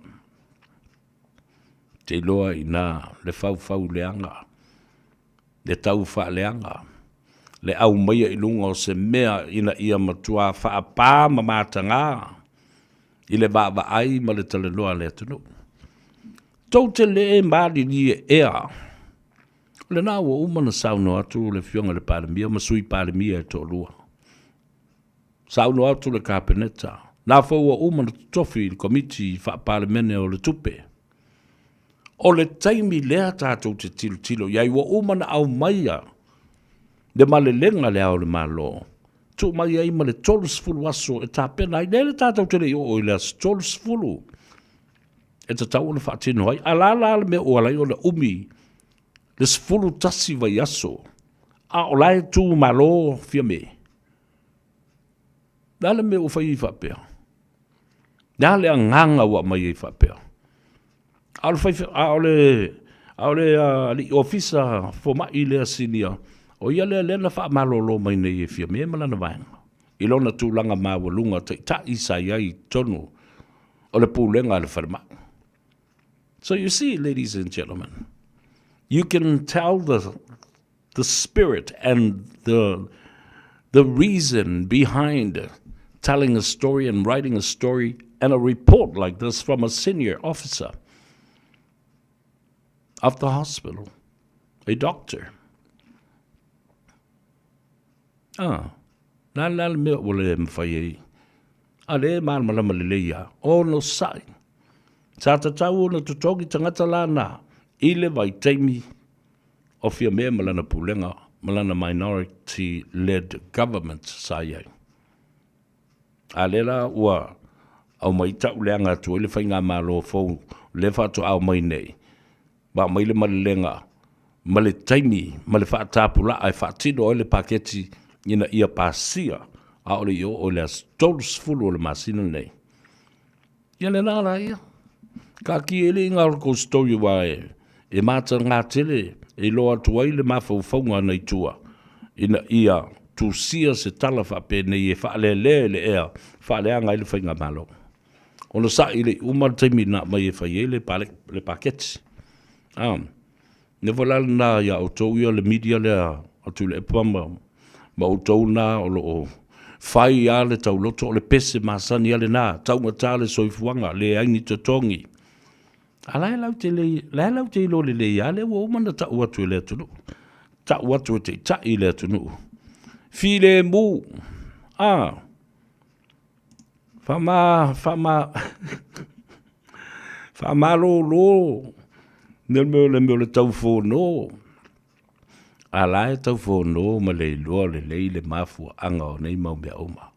A ea Kilistina, ya, whatalo whantu Kilistina Tanwasa, o mo sala sale upolu talo whalava, alo le soi whomunuia, SFP07, whatalo whantu fo i te oe, o le sunga ya Mara ya kopo talo whalava, Whamai, malo sa vea, whamumole, pe mawhai o na vili mai la o telefoni sa vea, po a whea e whaiai ia le tātou whailo inga male fionga, ale pale mia, ai le i sauni atu i Samoa, talo whai a Mara ya kopo.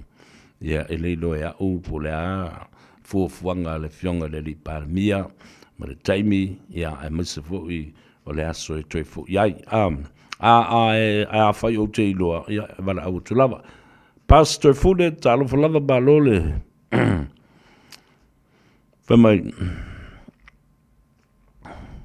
Whamai le tua lalo, o whea o iai le tō wha a le tātou o tunu. O le tāpua ia le si ngāsanga se mai, o le teitai. Ia ai, whio soi mai nei, me o loa suits ma nei, me o mōlianga. Ave le malo, ia, e sa o le leia. Ovo i le, e se ale tua i ngā lanu, lawa lanu i sa mo le teimile nei. E matua whei i tangata ma whaile nei tamali, i whaile nei tamba o la auli tulou lo na taulangi o i o le teitai o le atunu. Ai whaila. Whaila. Se i tāpua i mai fo i se i taunu o atu i whanua. O na wane la ia le matua i kau aingi maa pe sasa ngi la au pe o angi mea i whai a la auti. Ai le mawhaia. They can't hold back. They want to use every opportunity to hurt him, to do something to him, to spite him, and bite him.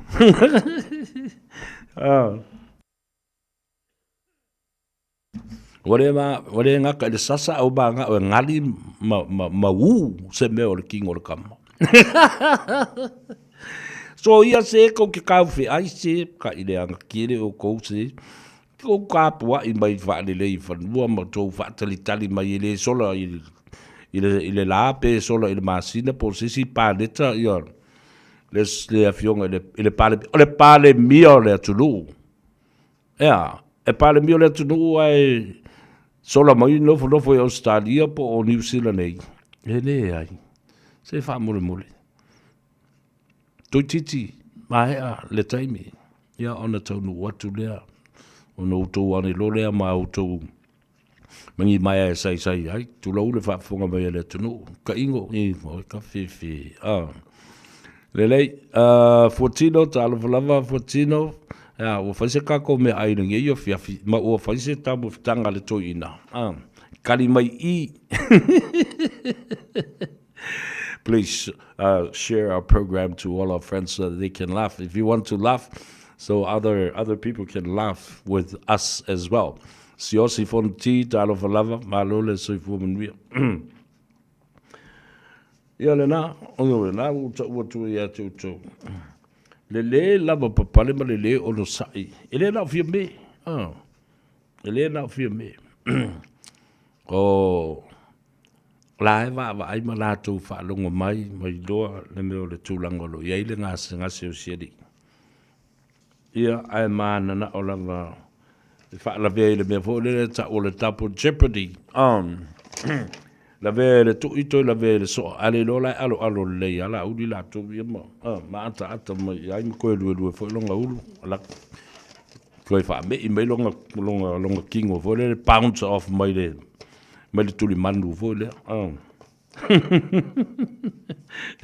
this. Fiume has filed a defamation lawsuit case against Prime Minister Lauli Ramadiatoa, a civil case that is worth $1.2 million.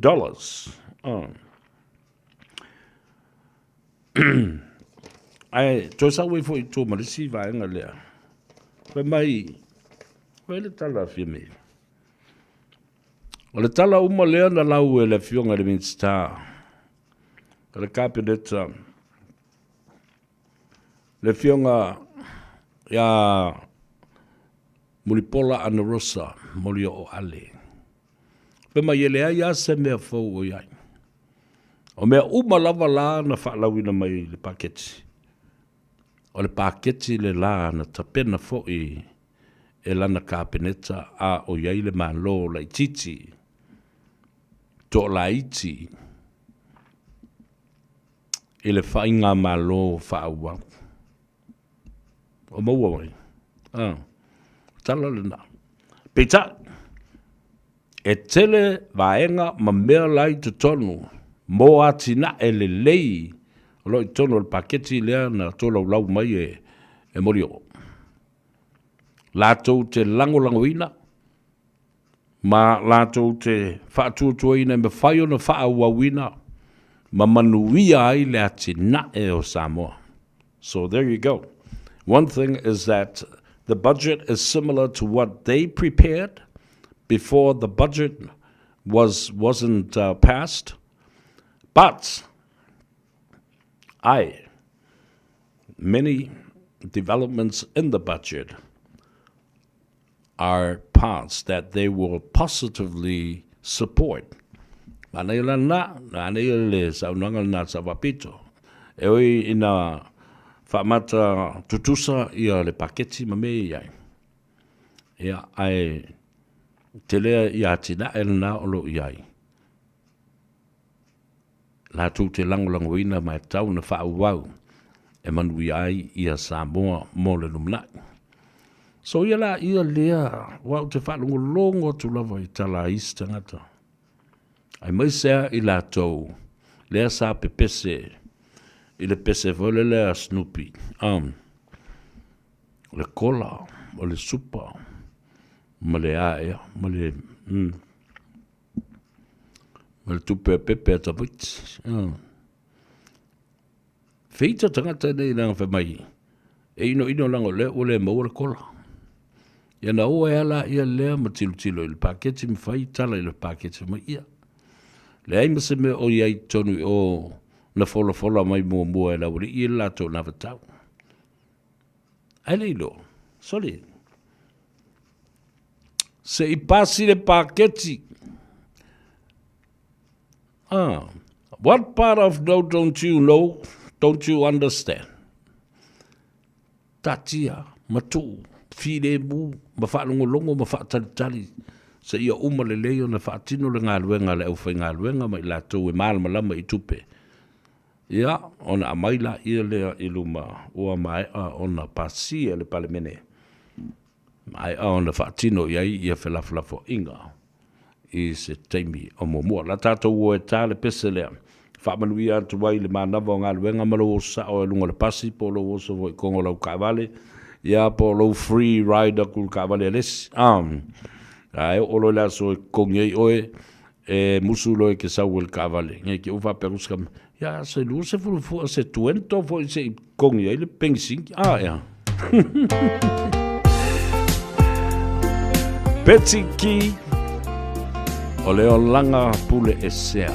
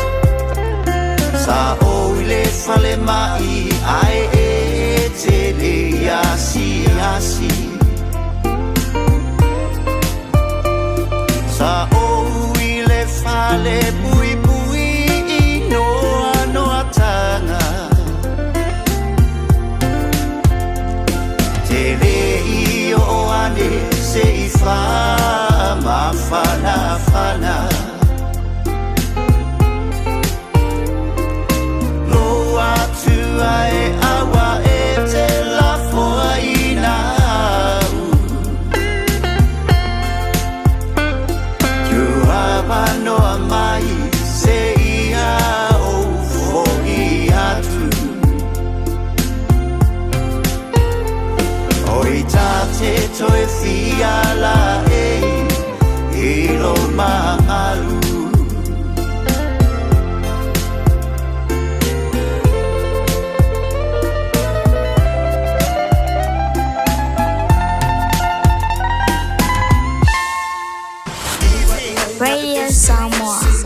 Slima i vatomi. Ama.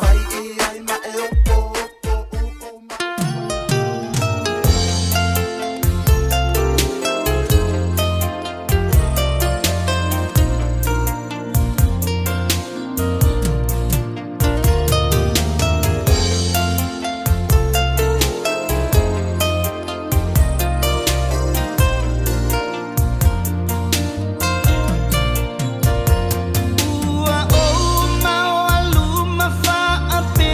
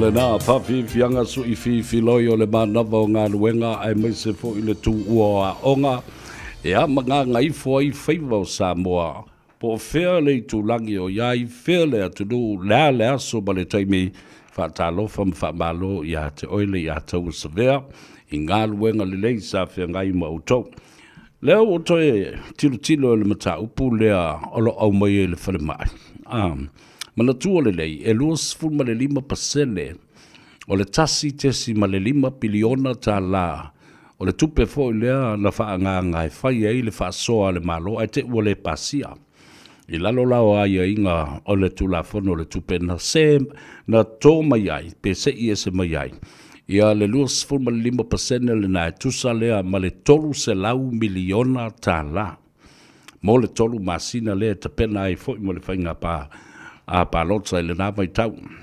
Ona mea lai fia whasau. E le whapea e le I totongi ina tangata. Sa totongi tangata I lalo le teimi o le whainga malo a le tamaita I paramia. Ioen. A le whasa onga la o le sful ma le tasi o vai aso na o overtime. Ioen. E le mawhai e le tolu se lau miliona le nao na totongi ai overtime o tangata ia.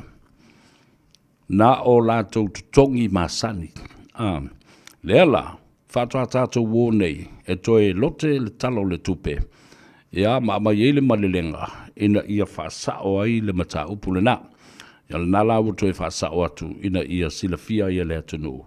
E lea ia le I whapea le tōngia tangata, o lātou overtime, ai le I ai lalo le stipulation o le paketi le nā, se tupe a wā overtime o tangata. Ta ua le nā mo le malama mai ai. E le whapea la ua tua ina ai ia le fionga le tamaita I pāremia malana vāenga I le nā fo I vaitau. E tusai ma le le tongia overtime because they simply couldn't afford the overtime. But their normal salaries were paid out. O tātou ia I le mata upuluna e tauna whasa o atu nei awane I ave seina ia le tūlanga o le tūlanga lea sa iai ia nai tangata ia I le whare mai. Se tātou atua se sua tātou telefou ia I vai whanua. Ina ia mawhai o na silafia fo I meolo tutupu I nei I New Zealand la tau ia le atunu o le tātou te nofo ai. Ia le lei, le la ua.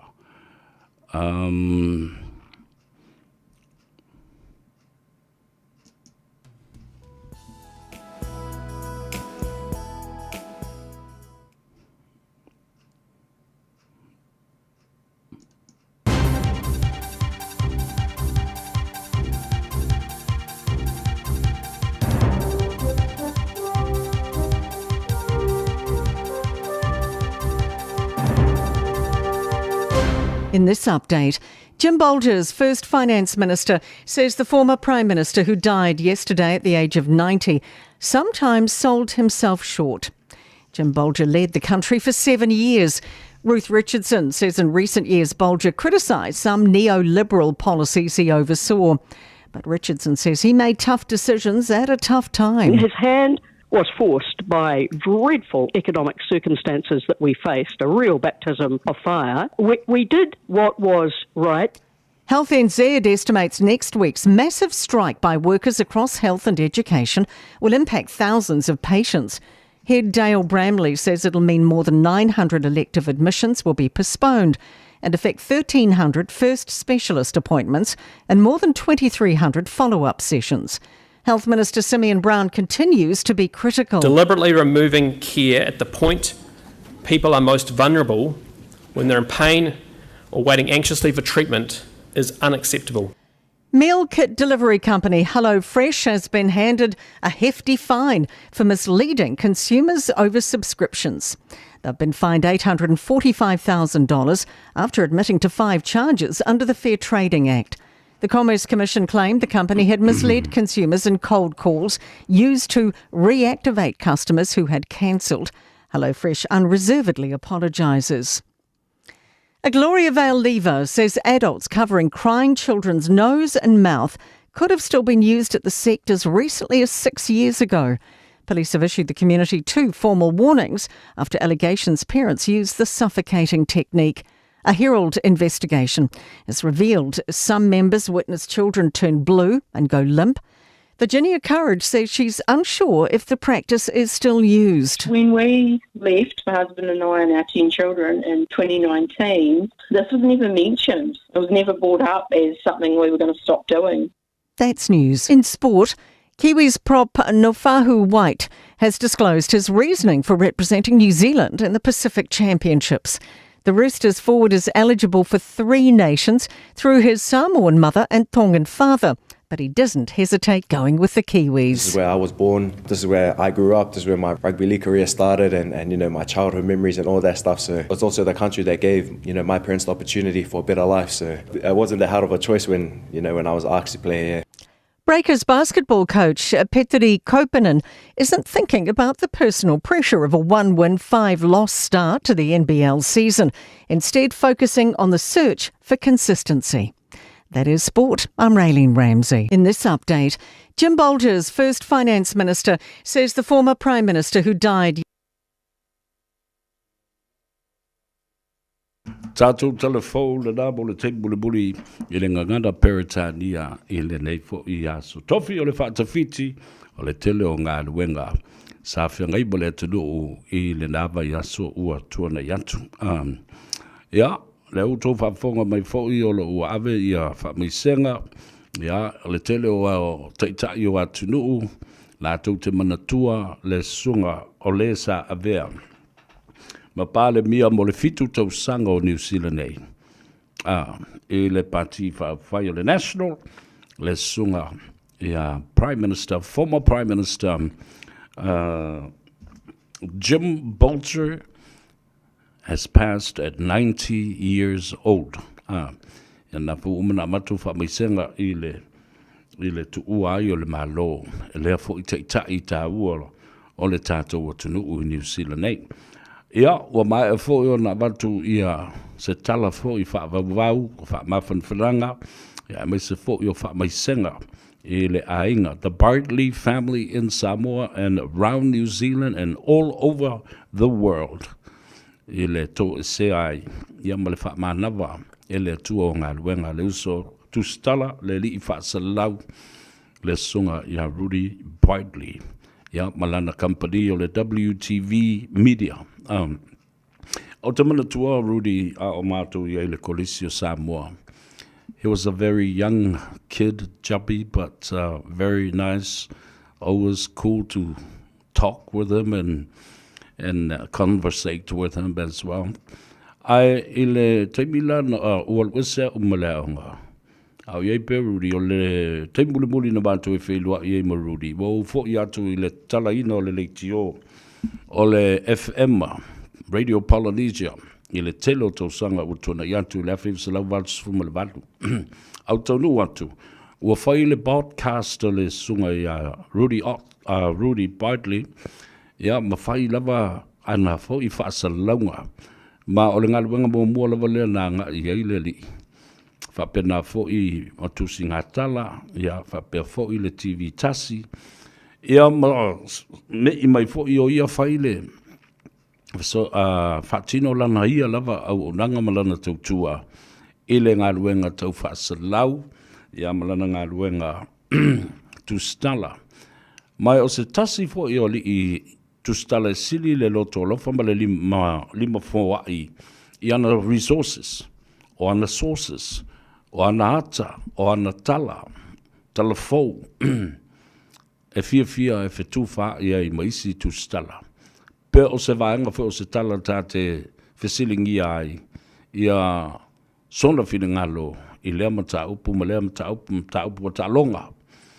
Ia, ele ngā tēn lao mata upu o upu whai o malo, o tū la fono.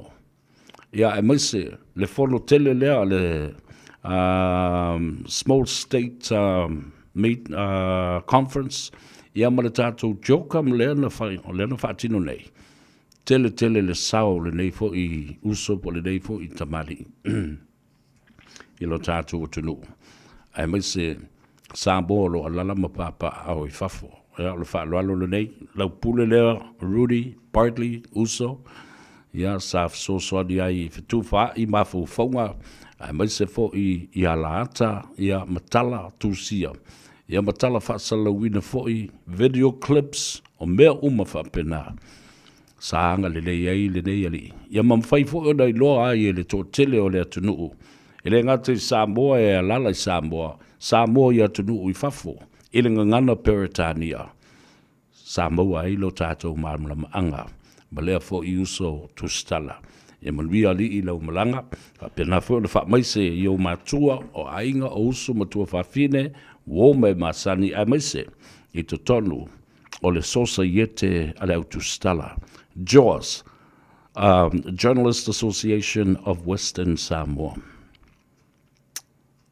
Thank you, Rudy, for your work and for the memories and the service to the people of Samoa, in Samoa and all around the world. And even us, as broadcasters and journalists, we will remember the work you did for us.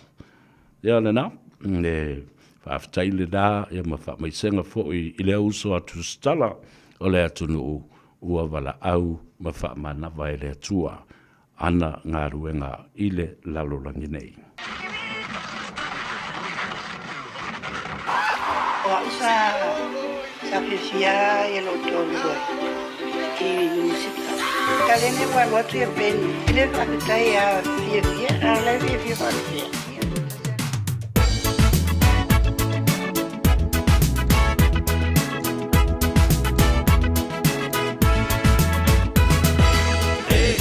Samoa.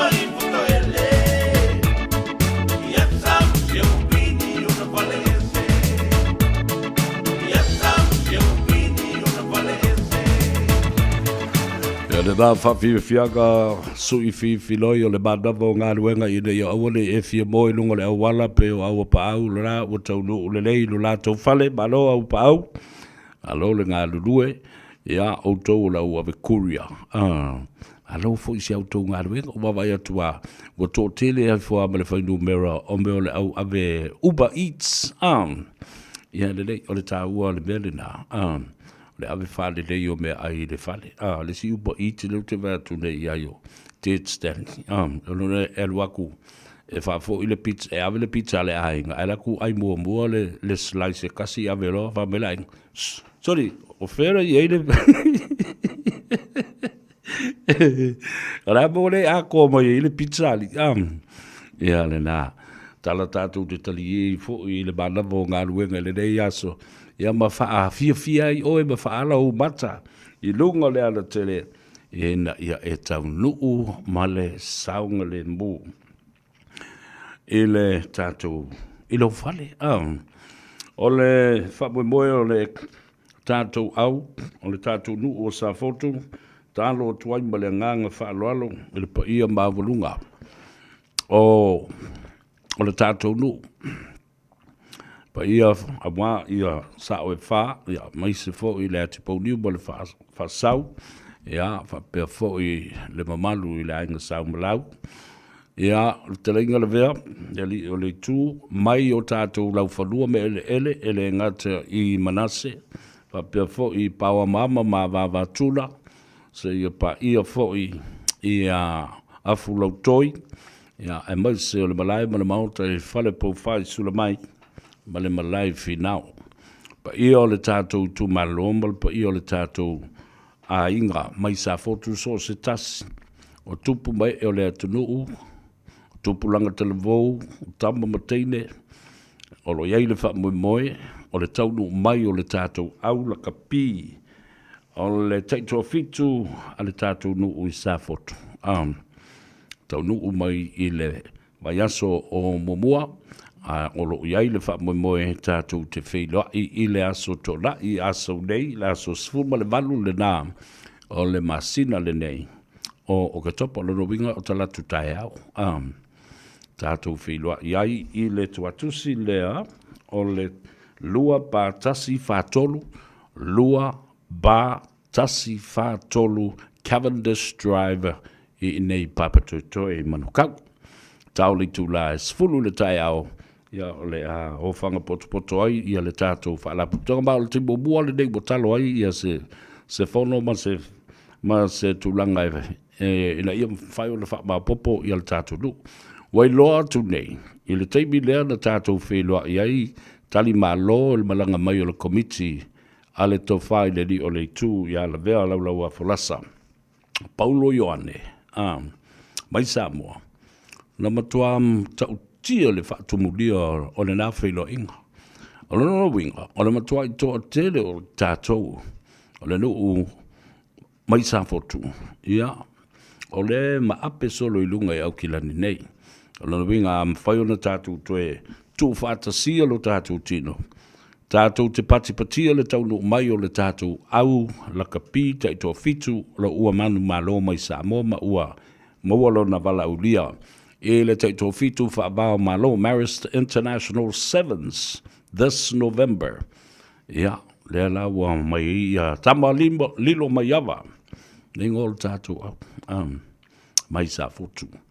Ia, talitono o le awhio mai matala mai au o le tātou nuu. Ia pole i tū malo foi. Nā ngai whamonga numera tasi, lua, ma le tolu. Ia mautou o lo alala ma papa au i le lo. Isi pitolu e iaile aitele o Kalestete, Wellingtone, o le avanoa e malanga mai ai pēla fo marikupi. O le sunga ia uunga, Alex Sekona Fido, ma le whaletua i Kalestete, ia whapefo i le fionga ia le ulua i o tūmua, ia ma le whaletua Joe Smith, ma le whaletua i Kalestete. Ia, ma le tōtele o le tātou, a inga ma le tātou lua voi le tātou nu. E tasia le ngaf. Ia, e na o le SS o ingoa. Ia, a e tasi, ia, i tātou o le a inga e tas. a whiu mai matala mai au, o le lua tasi whātolu, e Cavendish driver, i le astora ia sau nei tali tu la sfulu le tai au, tātou whelua iai. O le telefoni lea le atou sevea mwhauna e wala umai iai, o lua tasi, lua iwa wha, fitu iwa lua fitu, o lua tasi, lua iwa wha, fitu iwa lua fitu, ia, ia iso ea tu mele numera a le sunga ia fiti alo e wha lawi loa atu le aso a tahao le sunga se eti, ia, ina ia mwhai, ina maua ia tātou fiso ta inga. Mana ia tele mele la, o umai il tātou, o le whaaringa, ma le whaasisilanga le nā, o lo sainia ai, ia, ma le awatele, le sunga le whaawhengainga, o ia fwoi le ampasa o tamaiti suru whai Samoa, le sunga ato le fua, Reverend Larry Tupai Lavea. Ia le nā. No mai leo lau tala wa peuna o whai atu. E se teimi o na te tala la ia leo tātou leina. I whainga pā lota ia na tu lai mai nei. Lea la ua whai tio ida ai le pule mamalu a li ima whai pule tapa au i to tonu o pulenga anuu mai tu malo. Whai mai e le tatau na i ai se a ia a li ima whai pule o se nuu. Lātou te tau fia ai le mata upu e o le whamsinonga. O lātou tali tanunga iai. A o whai e tua iai le nofo file mu o se nuu ma se tu malo. Le pulenga mamalu a inga matapa au wha pia fwoi li ma whai pule o le tu malo ma le tu malo. Whai mai ua sopo loa le pule a li ma whai pule. I le tau mawhai e wha le lei, ma fō ala mea, le wā odi sui tau wā, mai to tonu o le a inga e tasi, ma le nuu e tasi, ma le tu ma lo e tasi. Ai ia ave pēo le mata opu le whamsinonga, su e mawhai ai le whai unga le whamsinonga. O le alo tali tanunga. E tā ua le ngā luenga li i ma whai pule, a inga matapa au e whai e whafo ala mea ai le vālea. Pele ai, tu pe whai le winga wha porkiki. Ma le whau tuanga mai vaenga wha upwhai. E oi avel mata upul wha amsinonga. O whea mene i lua tā ua i ate oi. Whai mai ali im whai pule a inga matapa au. Wha file mūle mata upu. Tausi le tātou vāle lei. Tausi le file mū. Au mai i tua le lo lua mata upu. E le o lua o nisi. E le mala ese i, mala ese le nā. E tasi lo tātou i afu, tasi lo tātou alunga, tasi lo tātou ngafa. A lofa i le whātāsina o le tātou nuu. Iona tau langi maona mamalu, maona vavau tala ngata ua i loa e Samoa. A le la batu, le lua mata upu te lua whitaua i e iluma o le whaamsinonga. O na ua lua whaalongo i le malosi, o le tū lei mai, ma le tau mawhai mai o taitai o vaenga wha upu whai, ma pāti ma upu whai, e ave le mata upu yo. Awatu nei la ai au mai le mata upu, ua vā ai le whangatia, ma atili me vesi ai lo tātou nuu, ma le tātou tō malo, o ai o mai e wha, le lei ma wha file mū, ma wha whial whani lo tātou tō malo. E sau tu le epa, e sau le ala, e sau seisi o le HRPP. E le ai. Na o ainga matapa au, mali ima whai pule o le nuu, e whafo ina le mata au pule nei. E saulu whamsinonga le ai. Whaele unga le whamsinonga i alu le whamsino. O le ala utali tanunga i ai. Tolu fitu tasi lima iwa tolu. E te talia ina, le fofoa la mea. I le pule mamalu a li ima fai pule a inga ma tapa au te tolu le ruu male tu malo. Pe e te manatu. Tu ufau i pe i le whaamsinonga ma le vaa. E fai mai e le unga le whaamsinonga le mata pule. Nau tala tātou leida tolu fitu tasi lima iwa tolu. Le ale me whatau e toi whatau e te oe le pule renga mbalu a lima fai pule. Whapea fo i a inga matapa au e fōfō. Mali ai lea mata upu. Tai peo le mata upu le utulai mai nei i le ainga le tai whapea na fo i. Ma whasale anga numero 5. Fina ngalo a inga matapa au a li ima fai pule. Au mai le mata upu i tua e fō ala mea. Ne ia tausi ai le file mu ma le vā no nofo le lei. A whatali la stato wala au. Nau na uto e wha manatu i a te oe le tāu o tele. O le tūle i atu ma wha malo si au i le tātou au a le toa Samoa ma le whetū Samoa i le aso sa asau nei. Tātou te pisa. Ai tātou le oe whaatau mele tātou ticket o le maua i la e tolu o le Pacific Easy Money Transfer i le ngata i Otara. Whapena fo i mangele. Ia whapena fo i Otahu, mori atu le ngang whaftai, le pūlenga. A le Pacific Easy Money Transfer on o lona tau au o lo tu umai pēa. So se mea le atu nu le nei, e le whaatamala i ai, le pūlenga, le fionga i atuala, pestata ma le langi whai ma lo. Alan Stowers ma le whaletua, ia nona whapena fo i le tamā, ia sapu lo tam. Ma le whaletua. Ia mai se fo la lango mai o tau au. O le si fo i a lātou atinae. Le tātou whale tāwane.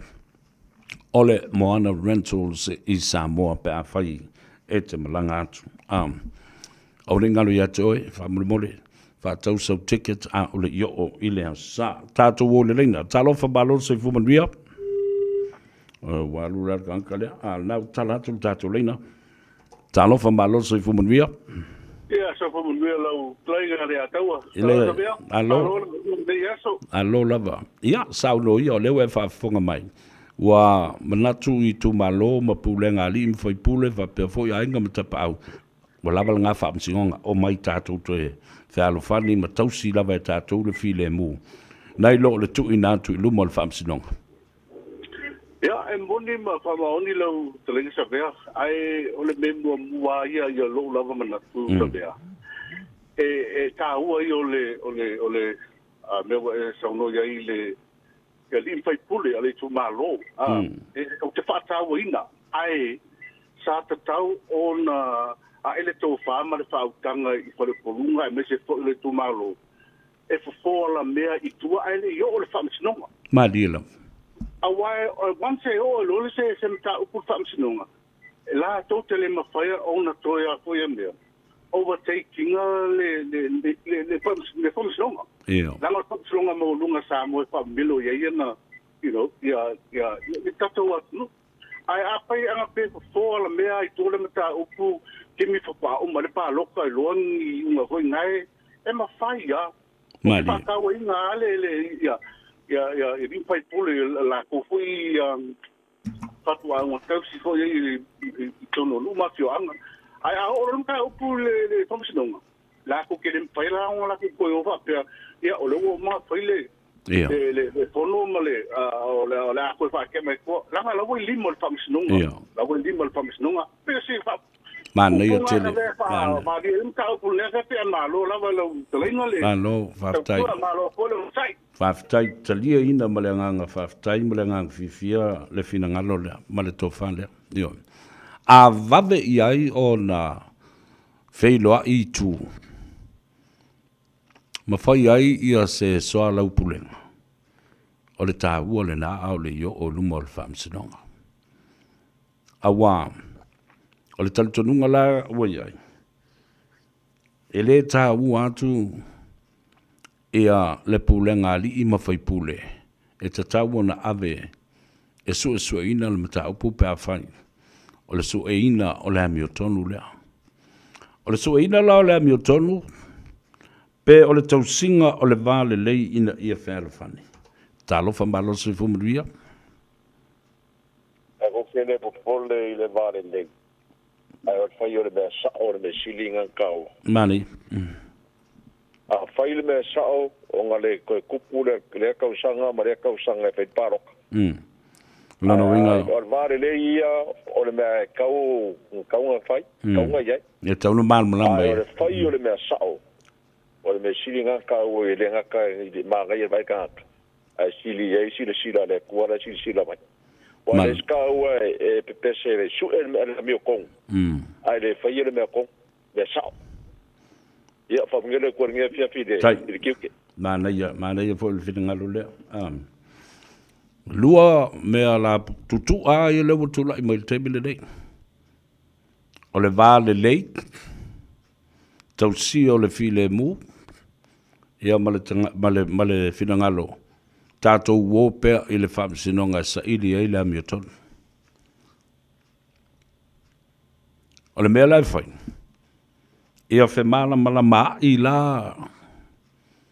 Ia i tū ia e whinau nei. Ma lewa lua ia mawhauwhonga i ua iai. O la tātou wō sa ili le amiotonu. Wa o le mea le iai. O le tofu ale i tū. Ma le awa noa. Tusa oa u leo talo ave tangi o.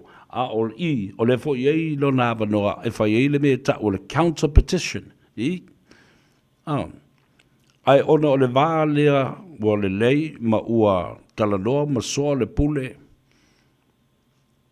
ua sili atu nai lo o le o le whaamsinonga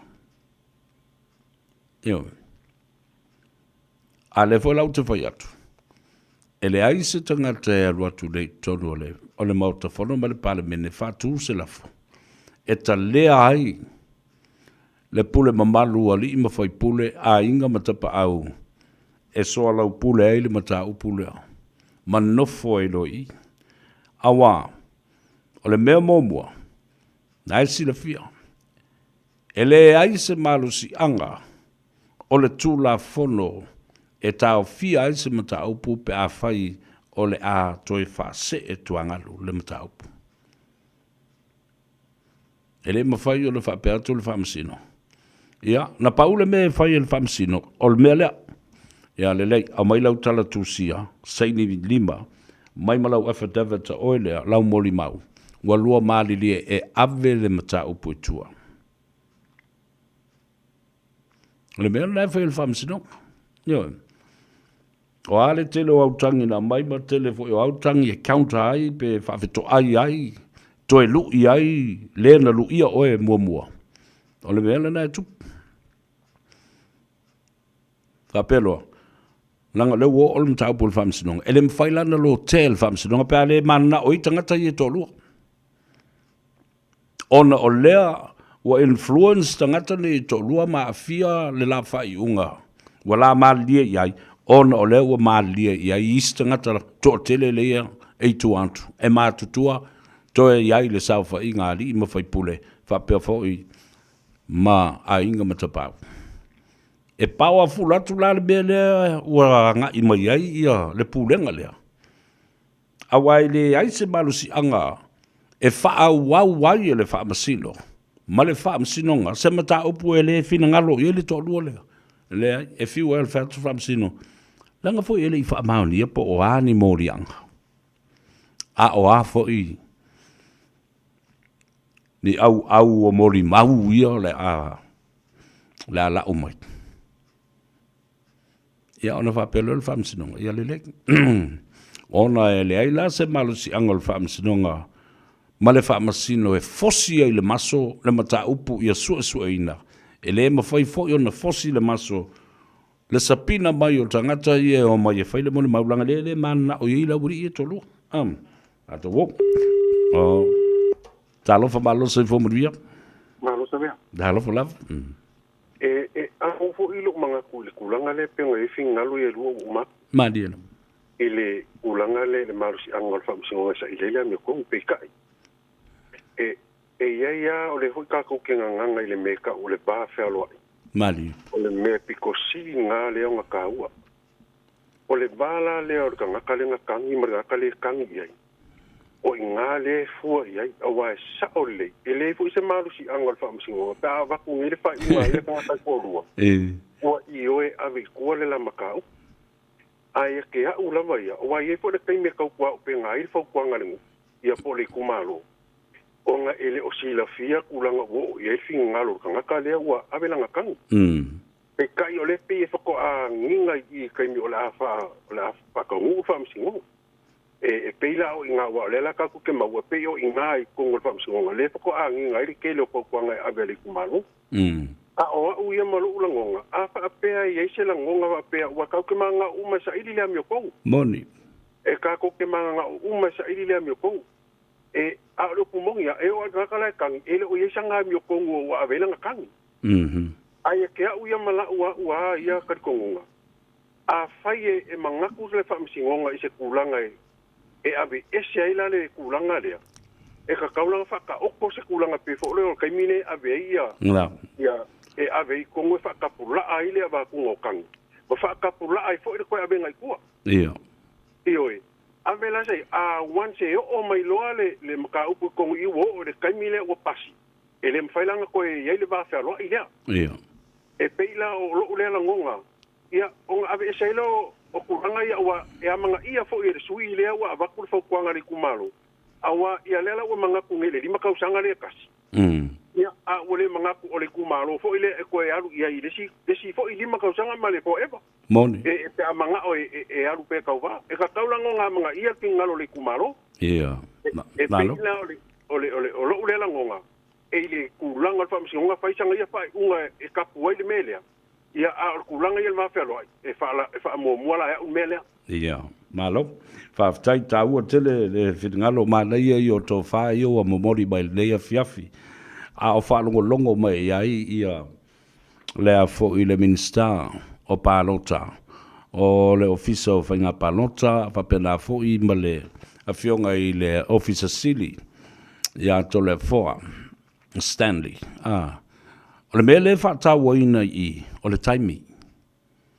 taimi e avea i totonu ma le taimi e le to e tatau o na to e whaa mamulu mai ai i tua mase i tua se tangi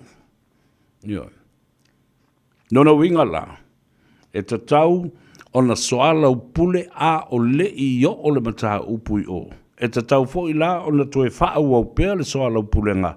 A o le i o le taimi e tāpunia ai le taimi alo ia wasana toi avintangi tua. Tā lofa malo se fua? Ia le ai. Ua so la ka. Ai maanga ia le wha soa le tunu. Tā lofa lava malo le se fua? Mangi mai lau sunga. Ia. Sauno ia.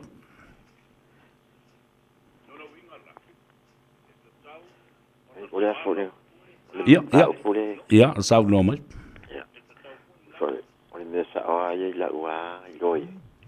O fez cura fongo ngale. E fa sala ka ka dia ia ku pea. Olha fa sala sui ka va. O wa ngale me u mai ne.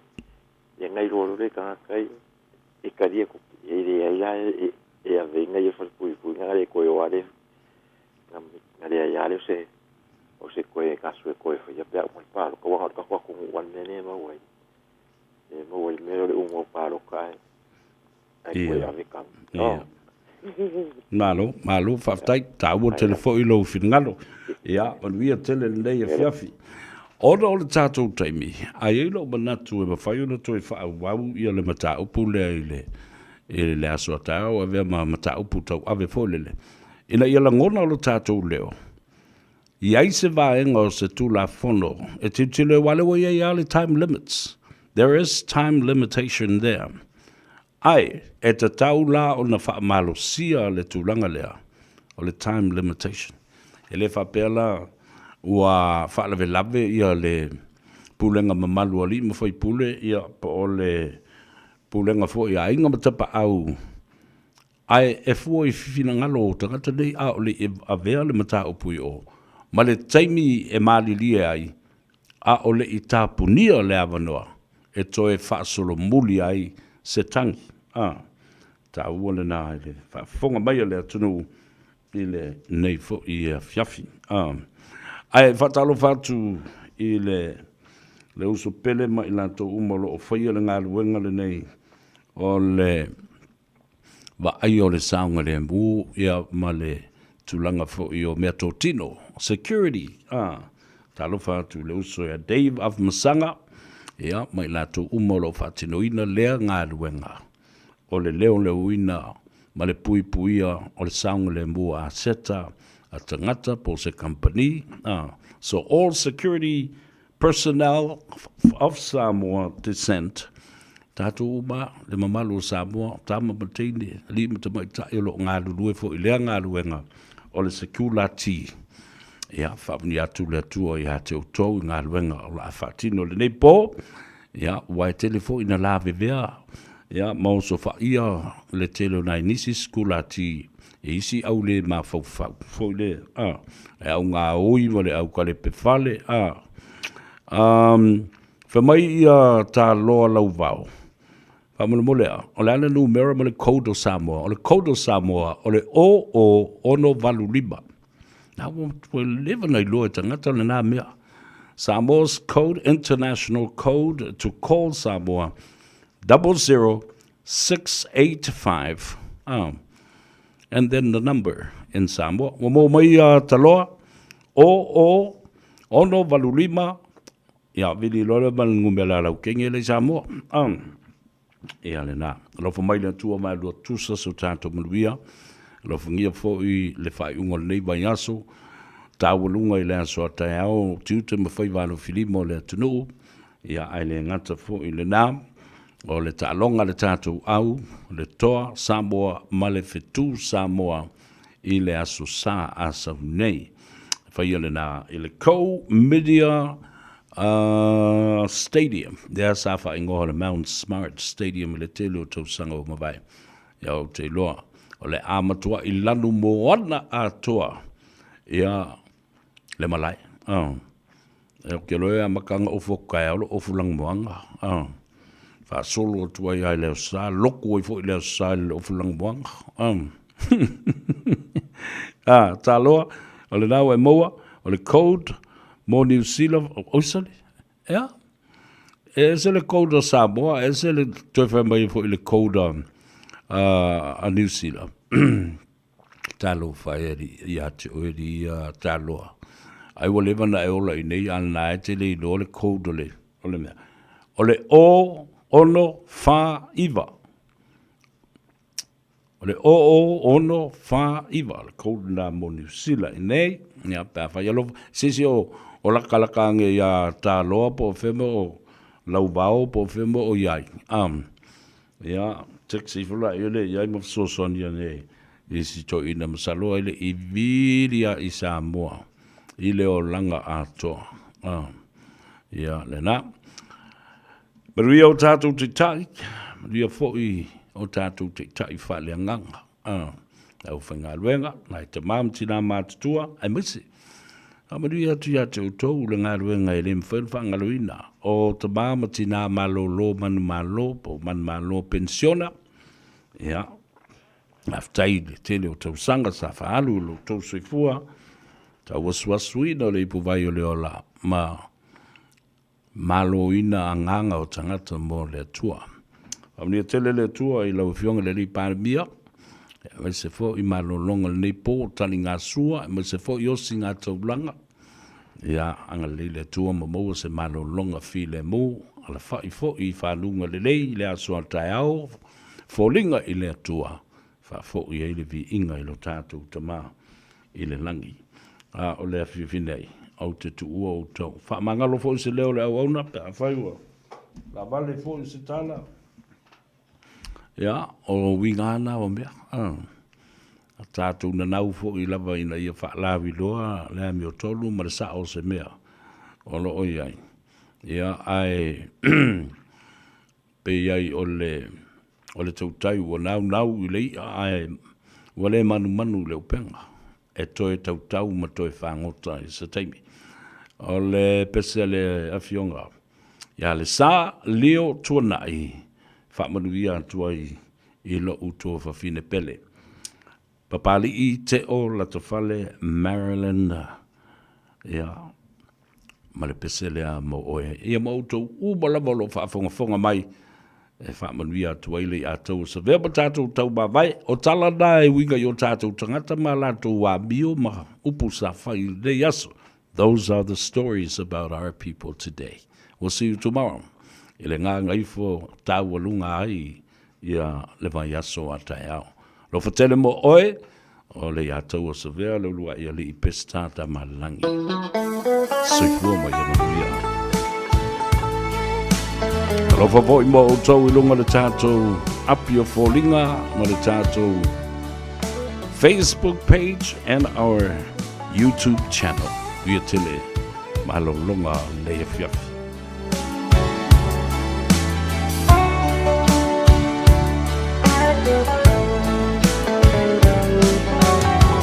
Awami mai le sau malu aolela kungoto atu etasilava lo ufa angoe moe oe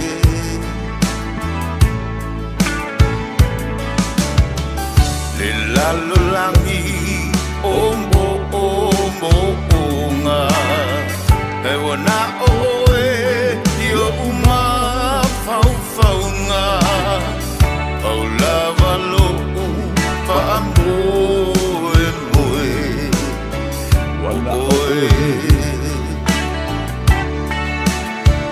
e o mia oe o lo taia o manino e mo mia oe